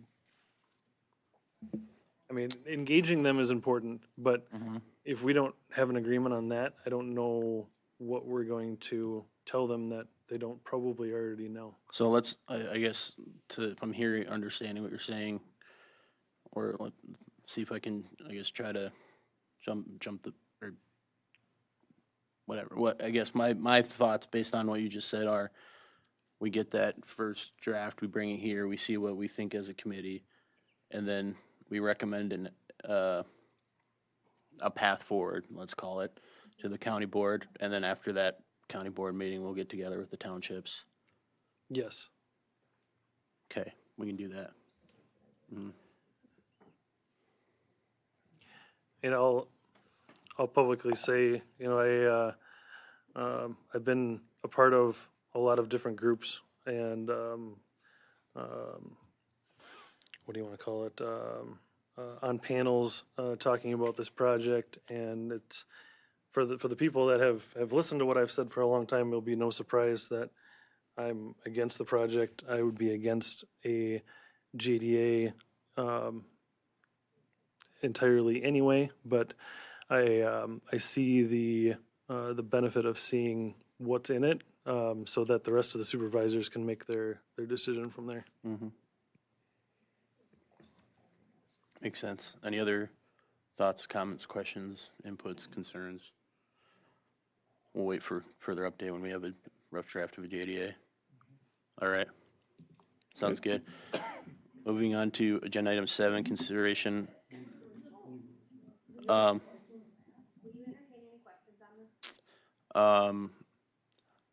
at this time, no. We have public comment for that reason. You're welcome to email us with questions. We are pretty responsive. How do you make a public, I said this to Jason, here. yep. How do I make a public comment at the beginning of the session when I have no idea what is going to be said? I mean, that's the way it's formatted. We can, we might be able to. There will be more meetings. There'll be further discussion. That's the problem. You guys keep on kicking the can down the road, and then they're gonna do the application, and then it's too late. What? You're not helping us. So that's the issue here. You talk about Monticello. Okay. Excel didn't do that project. They had someone else do that project for them. That's. This is the first project that they're doing, that they're managing themselves. I understand. I appreciate that. We're not at the point of the meeting to take public comment. I appreciate the frustration. Believe me, I'm not against you. I don't necessarily disagree with your opinion. We just need to keep a meeting formatted, otherwise we'll be here till midnight. We've been here for a while. How do we know what to ask for? All these things came up. How do we know what to ask for in the public comment if we don't know this stuff? The agenda items are published ahead of time with meeting details. We don't have anything to base discussion on. We're gonna stop the comment from the public, please. We're gonna move on to agenda item number 7, consideration of request to purchase Lake Malibu properties. All right. Thank you, Mr. Chair. So this is a proposal that we received from Railroad Properties of Hudson LLC regarding development of some land along the Lake Malibu trestle. The developer is seeking to try to create a residential housing development on that railroad property. And I'm just going to jump to the map. So there's an appraisal that was done, but the developer owns this red outlined property here, which shows some housing units here on the north side. And it also has some housing units on the south side.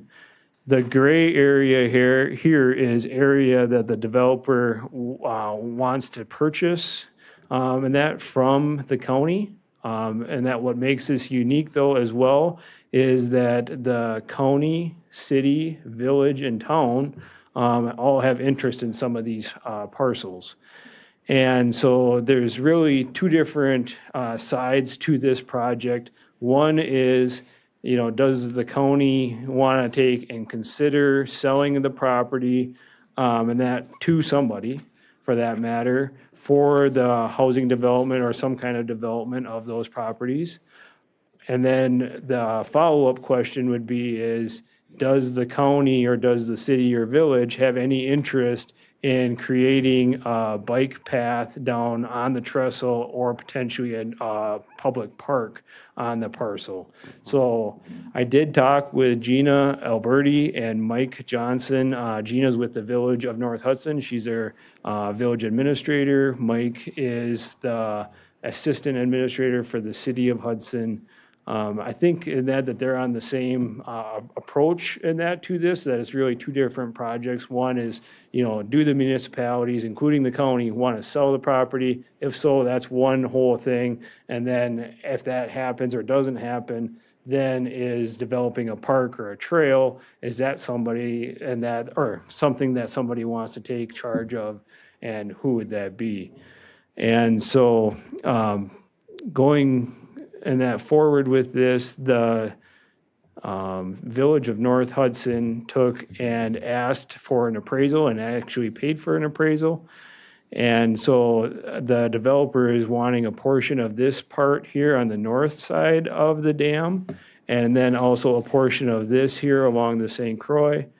This parcel here in the middle is something that the county actually owns 100% by ourselves. And then lot 3 here, that's another shared piece. So the county got these properties back in 1967, 1968 time period, and it had to do when the dam was conveyed and that to the munis. And so the dam ownership here, and that the county owns 50%, the village owns 20%, the city owns 20%, and the town of Hudson, and that owns 10%. So currently, as far as the maintenance, we work with the city of Hudson. They do all the maintenance, and then they just send us a bill annually and that for their time and whatever cost it might be.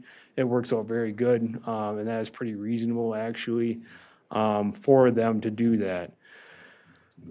So that's kind of the dam ownership side of it. I'm going to go back here. So the south end of the proposed development, and that shows some more multifamily housing units.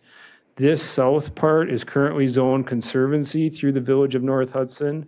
The north chunk is currently zoned industrial through the Village of North Hudson. So all zoning authority would be done through the village in order to approve any of these housing units, or even the park for that matter.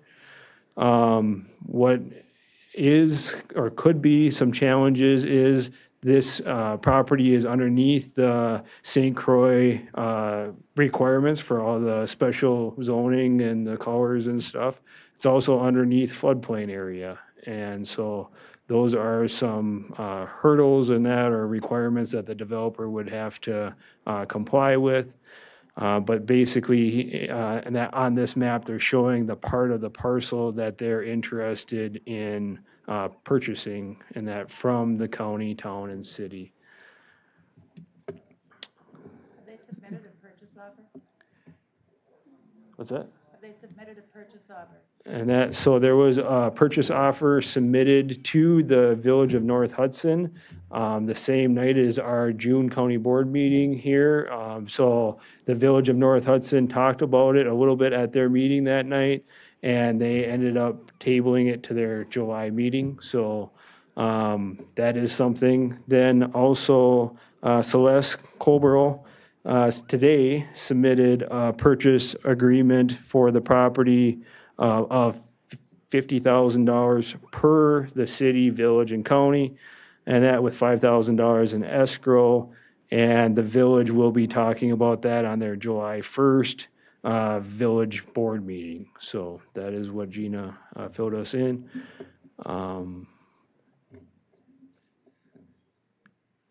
I got more information. I got pictures of the trestle. Of course, and that also, if you go back to the maps. Oh, yeah, Ryan. Question for you. So they're looking at purchasing that 11,300 square foot chunk there, and then a portion of the one that we own 100% on the south side? Correct. Yep. And then the 84,000 square foot one we jointly own with the three of us, correct? Correct. Yep. And so. So go back to that map for a second, quick. Okay. The other one. So why does the village of North Hudson have zoning of this south half? Because that's city of Hudson land technically, is it not? No, it's in not. the village, and that the Okay. village and that the village line comes right down here through the dam and right down Okay. through the lake here. So, Okay. yep.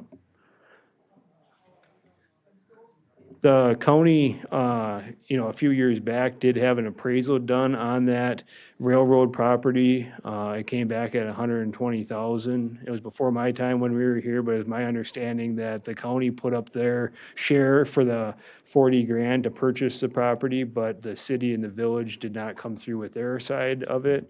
And then in the meantime, and that's where Bruce purchased the property and that from the rail. So. Yep, correct. The Please limit railroad comments property, from the this roughly audience. 100-foot wide strip. So he's got in the packet here that two different development paths. One is more of a commercial path, one is more of a housing development path, and that with the tax base larger being on the housing development versus the commercial. And he talks about providing a bike path, if this project moves forward. So, yeah. I mean, I think if I'm gonna say my one sentence first, but I think if we were to sell the land, we don't just, I guess, pick whoever submits an offer, you list it and do it that way. But yeah, that's my opinion. Go ahead, Supervisor Shirley. It's my understanding that he wants us to buy the bridge as well, is that correct? Correct. Yep. So that's really why it's here in front of the Community Development Committee instead of the admin committee. So any land sales would have to go back through the admin committee. But this project coming before you is really, does the county committee have any interest in creating a park here or a trail over the current trestle? And so here's some photos of the property too that might help you. So this is the main road coming in. So this is kind of the county-owned area here. The old rail line was right here where that gravel is. And of course, the St. Croix is over here on the right. This here is a current parking area. It's just the dam is right up here. A lot of people go down here to fish. This is basically the whole southern part of those parcels here. This is the trestle on the south side. It's got like railroad ties that go across. There's about an 8 to 10 inch gap in between. There's a lot of rot decay in that showing. The handrail here is pretty rotted as well. So this is the whole thing. This is looking north.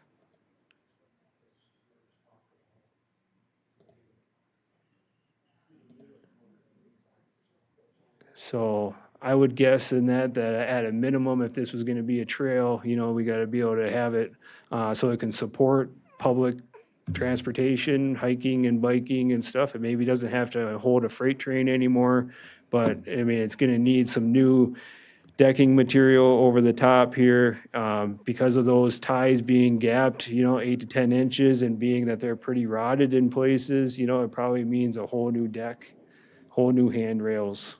But who owns that property you're showing? And so here's the handrail, here's the dam right here. This is the St. Croix, of course, in the background. There is some major girders underneath in that look like they're in pretty good shape. They're probably 18 by 18 or maybe even 2 foot by 2 foot. This is kind of shooting down through one of the gaps in those ties. This is one of the round columns that goes into the water. It's almost non-existent. This is on the shore side. This is more out in the middle. They're probably, 16 to 18 inch diameter posts that are probably about half gone. So this is another one, and that is probably even more than half gone, and what's left there is pretty rotten. Here's a better picture. The county does not own this property. The county does not own it. And so this is more going into that second phase, and that not of whether or not the county wants to sell the properties or not, but does the committee have any interest in a park here or a trail here? And so when you consider that, then you got to consider what the asset is, what kind of costs are going to come with that proposed use. And our position as staff, what we've shared with the Lake Malibu Committee and this project, and also with Gina and Mike, is that the county has our county outdoor rec plan, which includes our bike and ped plan. And in that outdoor rec, or the corp, and that we identify, the Highway 35 bike and ped corridor going up along Highway 35 as one of our priorities. We also identify Eckert Blufflands as our park over on this side of the county for development. And so from that point, and that being that this, bridge trestle is within the village too, it doesn't really align with the county outdoor rec plan and the corp that is our guiding document for making those bigger choices. So. This parcel is not one of the agenda. Can you, Yeah, so the, Mr. Garrity, he had asked us to take this issue up at the last public comment at the county board. Because I think there's a group that wants to see development of a park here. The city of Hudson and the village of North Hudson, I don't think are interested in developing a park. Yeah. So really what our question is do you want to consider this offer by Mr. Lenzen to sell these parcels, and in that, develop a park there? I mean, Capital Projects is coming up next, so if you want a park, now would be a great time to tell me. But I mean, Jason and my position on this had been, we don't have any parks inside incorporated municipalities. Right. So this is inside one. So at the beginning, we just said, whatever you guys want to do, that's fine, but the county's probably not getting involved. It's not in our park plan, as Jason was saying. So our question to you is, do you want to get involved, or do you not want to get involved? I don't want to get involved. What about you, Mr. Shirley? I think there's multiple. Celeste, please, this is not. Well, yeah, it is. I have Celeste, this is not the time, please. Please stop interrupting, or I will ask you to leave. So there's multiple issues with this. For one, we own that most of that property with 2 other entities. I would never want a county park on property that we own jointly with somebody else. Right. Secondly, for us, again, those things that were said about inside a municipality or inside of a there we would not have, because that's not according to our park plan. So I would say absolutely not. We would not sell that property. Okay. We would not have a park there. Yeah. All right, so that's the input that I need, and if that's your decision, that's fine. I'll take the offer to purchase to the admin committee, and they can take that into consideration as, do they want to sell the land or not? But knowing now that community development has said that they are not interested in a park, unless the rest of you are. No, I'm not. Either you two interested in a park? Supervisor Van Summer Counter? Make a beautiful park, but at what price? That trestle looks like mega dollars. Yeah. I mean, and it's also just the huge thing about being in an incorporated area. We typically don't do that, right? So I don't know why we'd start here. But I would recommend that we are open to other offers.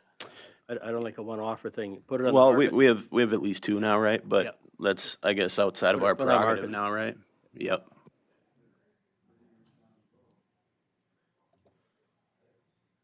Unless anyone has anything else on agenda item 7, we'll move to 8, consideration of capital improvement projects for the Community Development Department.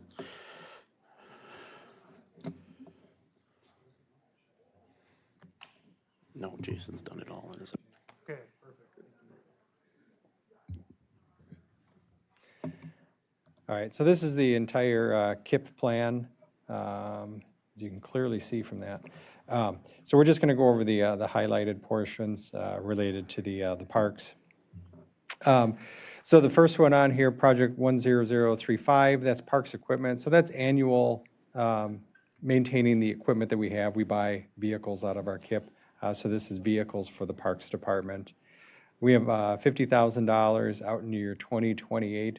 That's ongoing maintenance of the parking lots. This is recurring also, recurs every 5 years or so, where we have to do maintenance work on the driveways and parking lots. Getting into the bigger things then, so the bike ped plan, so we have in 2026, 2.2 million. Before you get too excited about that, if we drop down to the revenue sources here, there's a 1.7 million, almost $1.8 million grant that's matching up with that. So the difference is about $450,000, which would be the county's portion, and then the same out in 2029, another 2.2 million, and we have about 1.7 million projected grant for that. So are both of those tied up? One's approved and one's written, right? Only the ones for 2026. So 2026 includes the Phase 2 TAP grant application that we were awarded and also the carbon reduction grant that we were awarded. So that would take that Highway 35 trail all the way up to Big Guy's Barbecue from where it left off last fall. Yep. All right, so that's our plan for that continued bike improvements. Project 10098, $50,000 for park entrance kiosk. And then we get into project 10125. This is finishing out the Eckerd Blufflands Park. We had, how much did we end up with in 1.6 million? Was that it for 2025? So it was 3.6 million total for the development of the park. 1.5 was previously allocated. And so I reduced all of these numbers. They were like $1 million just to kind of show you how it could be a phased development approach last year. So these here and that would actually equal the 2.1 million to fully fund the park. We're hoping that we get grant applications. Once we have the driveway in and the parking lot, then we will be really actively pursuing those grants, and those should offset some of these dollars in the future.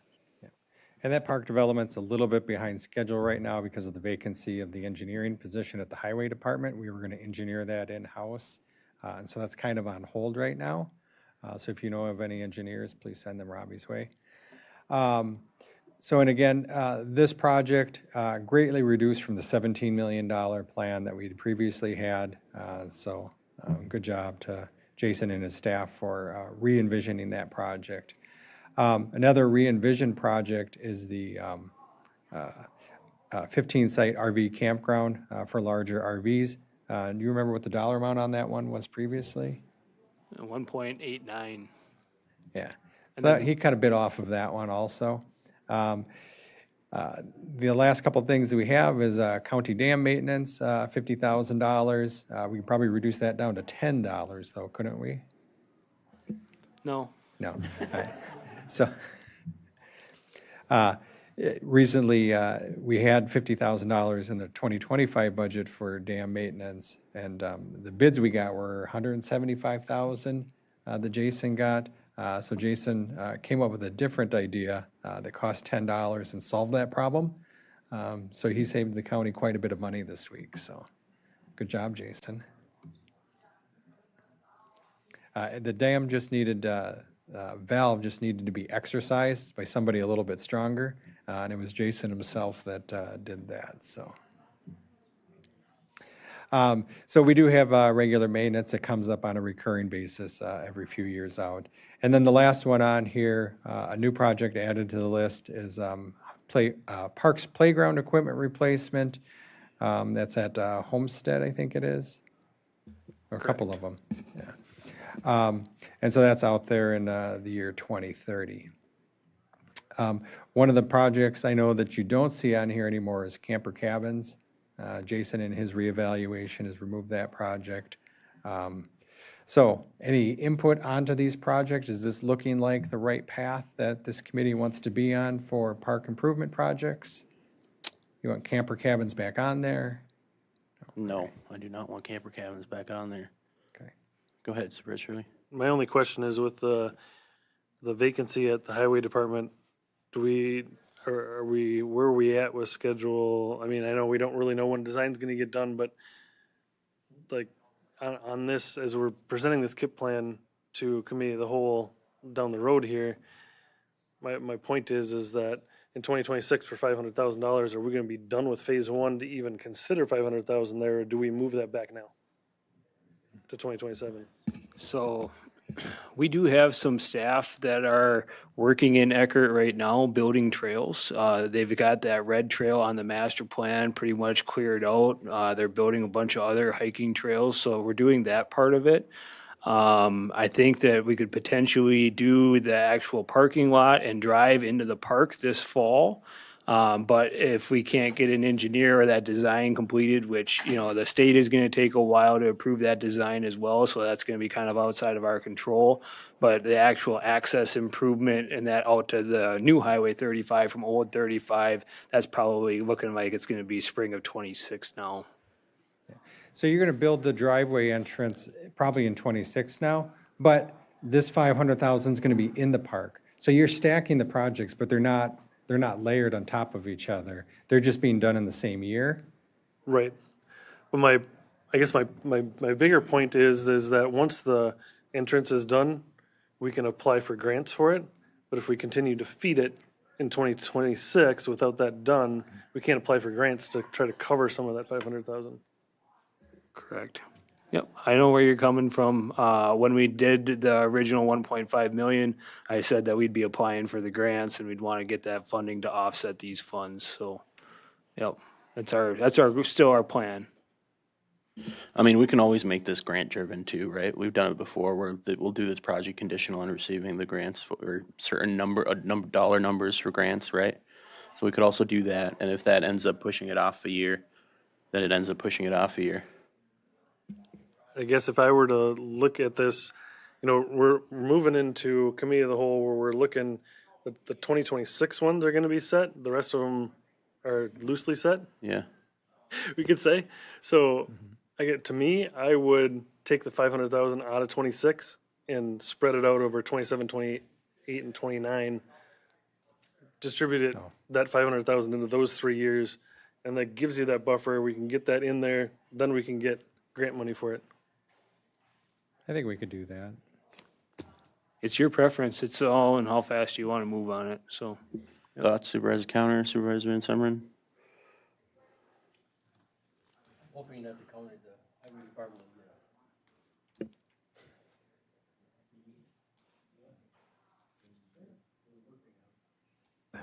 I'm hoping that the county will find the hire that they're looking for and this can all go back in.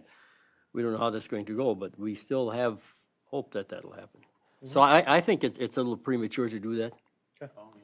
I think we just hold off there a bit. We can move money at any time. Ken has. Well, I mean, when we don't, this final plan isn't even approved until November, right? So, Right. So if November comes and it looks like we're gonna be finishing the project in June, then we do the spread out thing, then that's a pretty easy modification. Okay. Yeah. But otherwise, yeah, I like the plan myself, especially with the 80% grant funds for the trails. That's pretty awesome.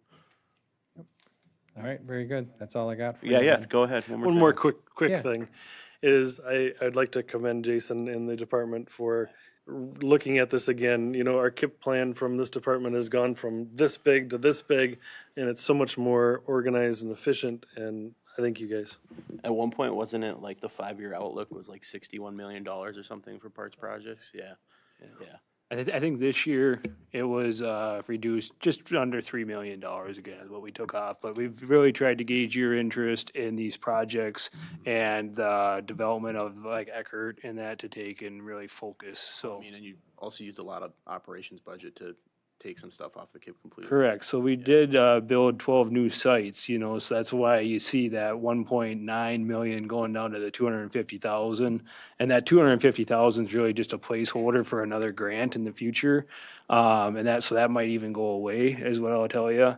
But, you know, that's also why you see there's a little bit of an expense right now in parks where we're redlined because we put in electric and water to those sites. And so we've got $83,000 in 12 large RV sites versus 1.89. So, yep.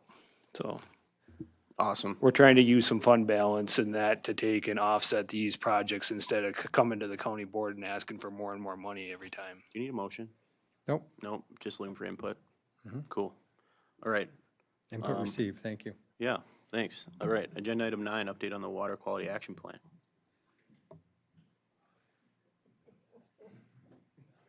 Thank you, Tim, for hanging out with us this long. It's been entertaining.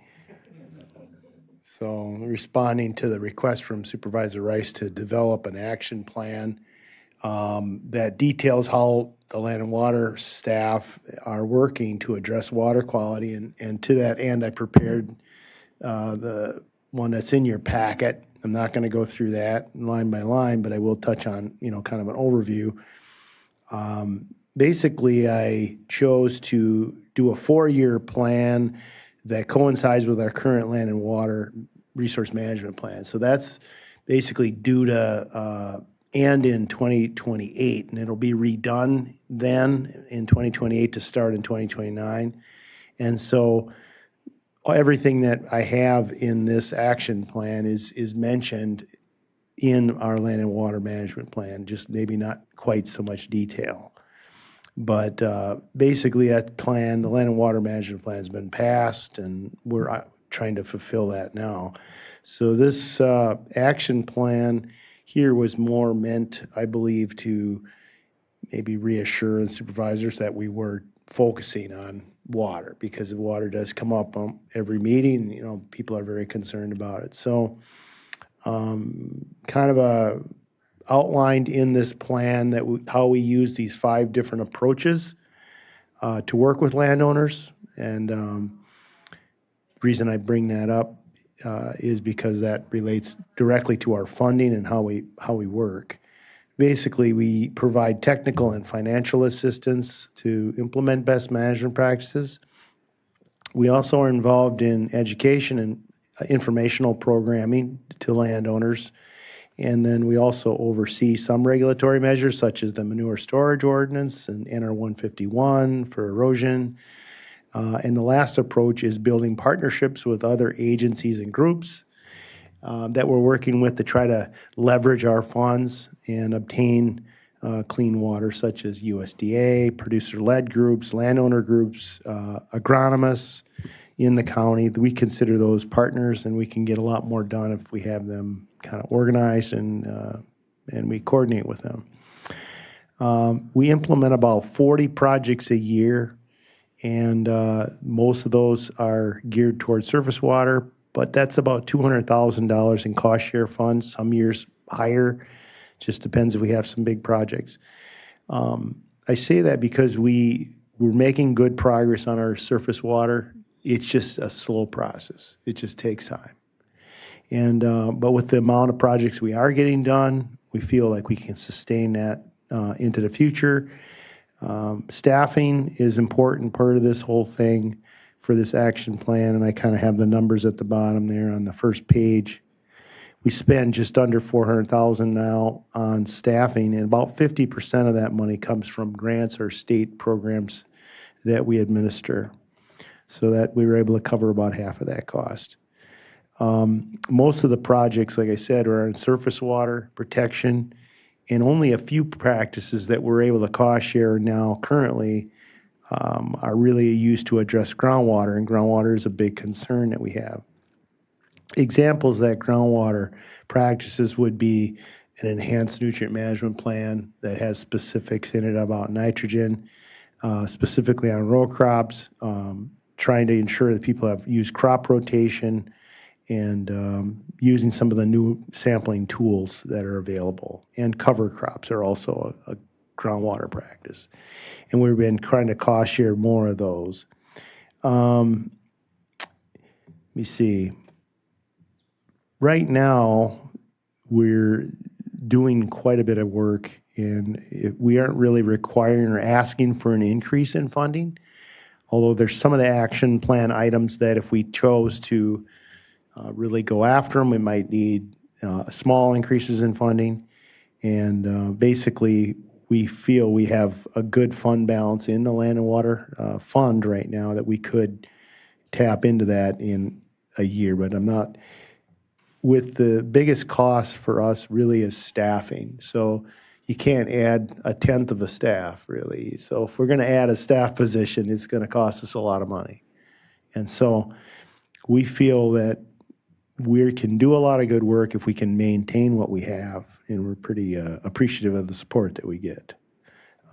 So as long as we aren't looking at a decrease, we should be able to maintain our current productivity. So we think that is basically, I probably said enough, but you might have questions on specific action items in there. Any specific questions for Tim? Yeah, go ahead, Supervisor Shirley. In your groundwater protection goals, Yeah. that number one, you have a cost associated with that that's within the 2025 budget currently, correct? Correct. We have that included in our current, I see. Good point. And do we have that in the 2026 proposed? Well, yeah, we're working on that. I have to meet with Jason next week, but yeah, that'll be in there. So basically, yeah, we're doing that. That's one of our goals. Right there, action one. Bang. So yeah. We're getting quite a bit of data in there. Questions, thoughts, comments?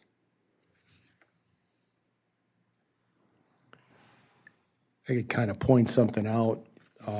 One of the overall programmatic goals, maybe got on this one that I was basically trying to set up e-newsletter, and that's all been done. We just have to produce some content and try out our first edition. So we're going to be trying to develop an e-newsletter list that focuses a little more on water quality, because we've got to reach our citizens, obviously, with these topics, because it's a hot topic that we need to reach out more and be better at reaching them. And that a lot of that work has already been kind of set up. I've been working with Ryan and Adam to do that. So some of that work is pretty much all of these are at some level or another implementation. Awesome. Yep, go ahead. Tim, I just want to thank you for doing that. It's good to keep on this. As you mentioned earlier, at just about every meeting, water comes up, and tonight it's come up several times. And Yes, it has. so I think that's a very important, and on the thoughts of a lot of people. So I'd encourage you to continue pushing forward on that. Thank you. And yeah, to echo Supervisor Van Summer in there, I really appreciate the time you put into this and how seriously you take what you do here. It's definitely valued, for sure. Thank you. Mm-hmm. All right. The most exciting part of the evening. I'll steal one of your jokes, Ken. Yeah, I know. All right. The financial report is in the packet. I'll read it to you line by line. No, there's just a couple of numbers that I always like to go over. The revenue outline items usually, because they give a sort of an indication of how the economy's going. So Register of Deeds fees. So last year in May, we were at 400,000. This year, we're at 384. So a little bit of a slowdown again on fees coming into the Register of Deeds. In parks then, we look at where we're at. So we're at 97,000 compared to 149,000 last year on parks fees. Jason seems to think we're running much closer than that. But as of May anyways, we're a little bit behind It's also where just we been were like last pretty year. rainy recently too, you know? Yeah, yeah, now it's gonna get hot.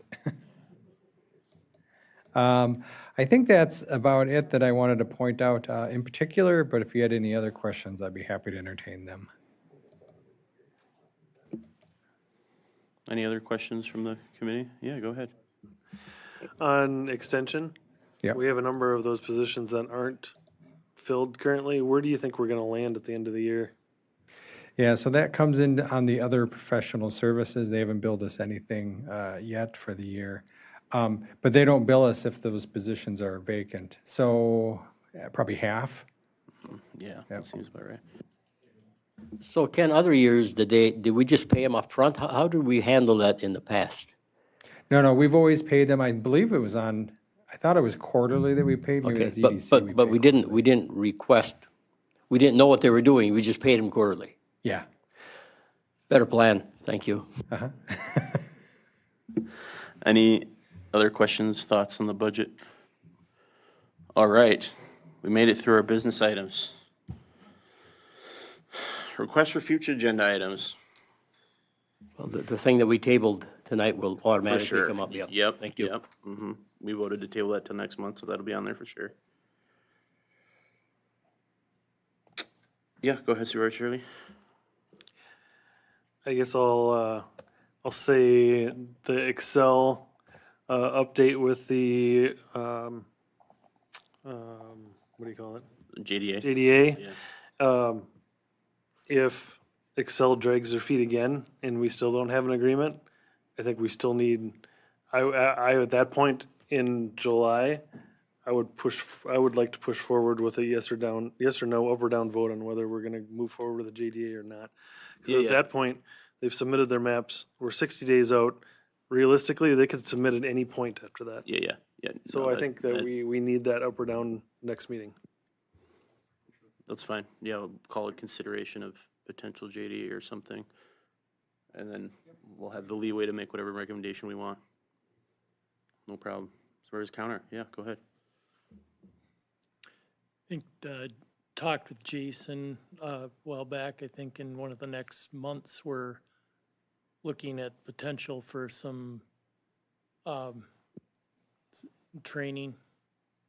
If you can highlight on that, Jason. Thanks. Yeah, Supervisor Coner had asked several months ago in that for some CUP training. And so between Heather and myself and that, we could do a short training at one of your following meetings here.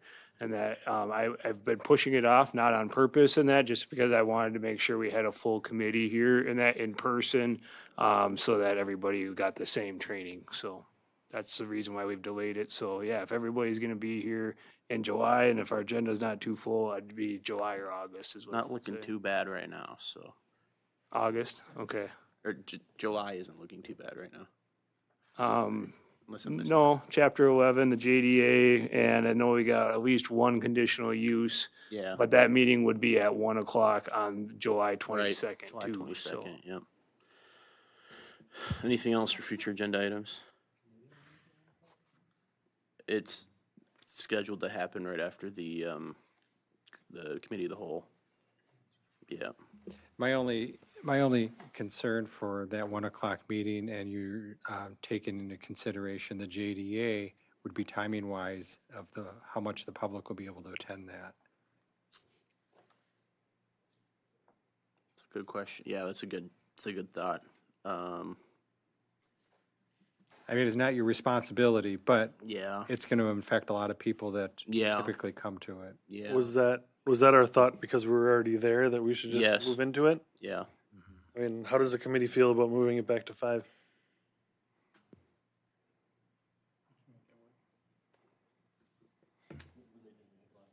Yeah. 5 o'clock. 5 o'clock then. Yeah. Sorry, but No, that's a good point. I don't want to make it seem like we're trying to. Yes. Yeah. Yeah. So I'm glad you brought that up, Ken. All right. If there's no other future agenda items, date of the next meeting is Tuesday, July 22nd at 5 p.m. We are adjourned. Oh, right. Announcements. All right, Item I got eight. just a couple. So our collection events for the spring here are done. We had 96,000 pounds of metal that was brought in, about 200 Freon appliances. That basically will give the K-9 unit $3,280. We've been approached by the Village of Baldwin, Village of Deer Park, and Town of Hammond for comp plan work. The Pine Lake Pavilion is up and completed except for the concrete. The new vault toilet is gonna be set next Wednesday, and then the concrete sidewalk and the concrete in the pavilion will be done shortly thereafter. We had the tire collection event, and between 6,000 and 6,500 tires were brought in, so pretty big haul there, so we'll reevaluate that program in the coming years to make sure that we're still able to financially handle it, so that's all I have. All right, thank you. And now we are adjourned at 9:01 PM.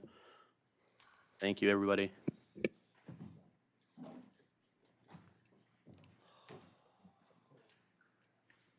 When will the admin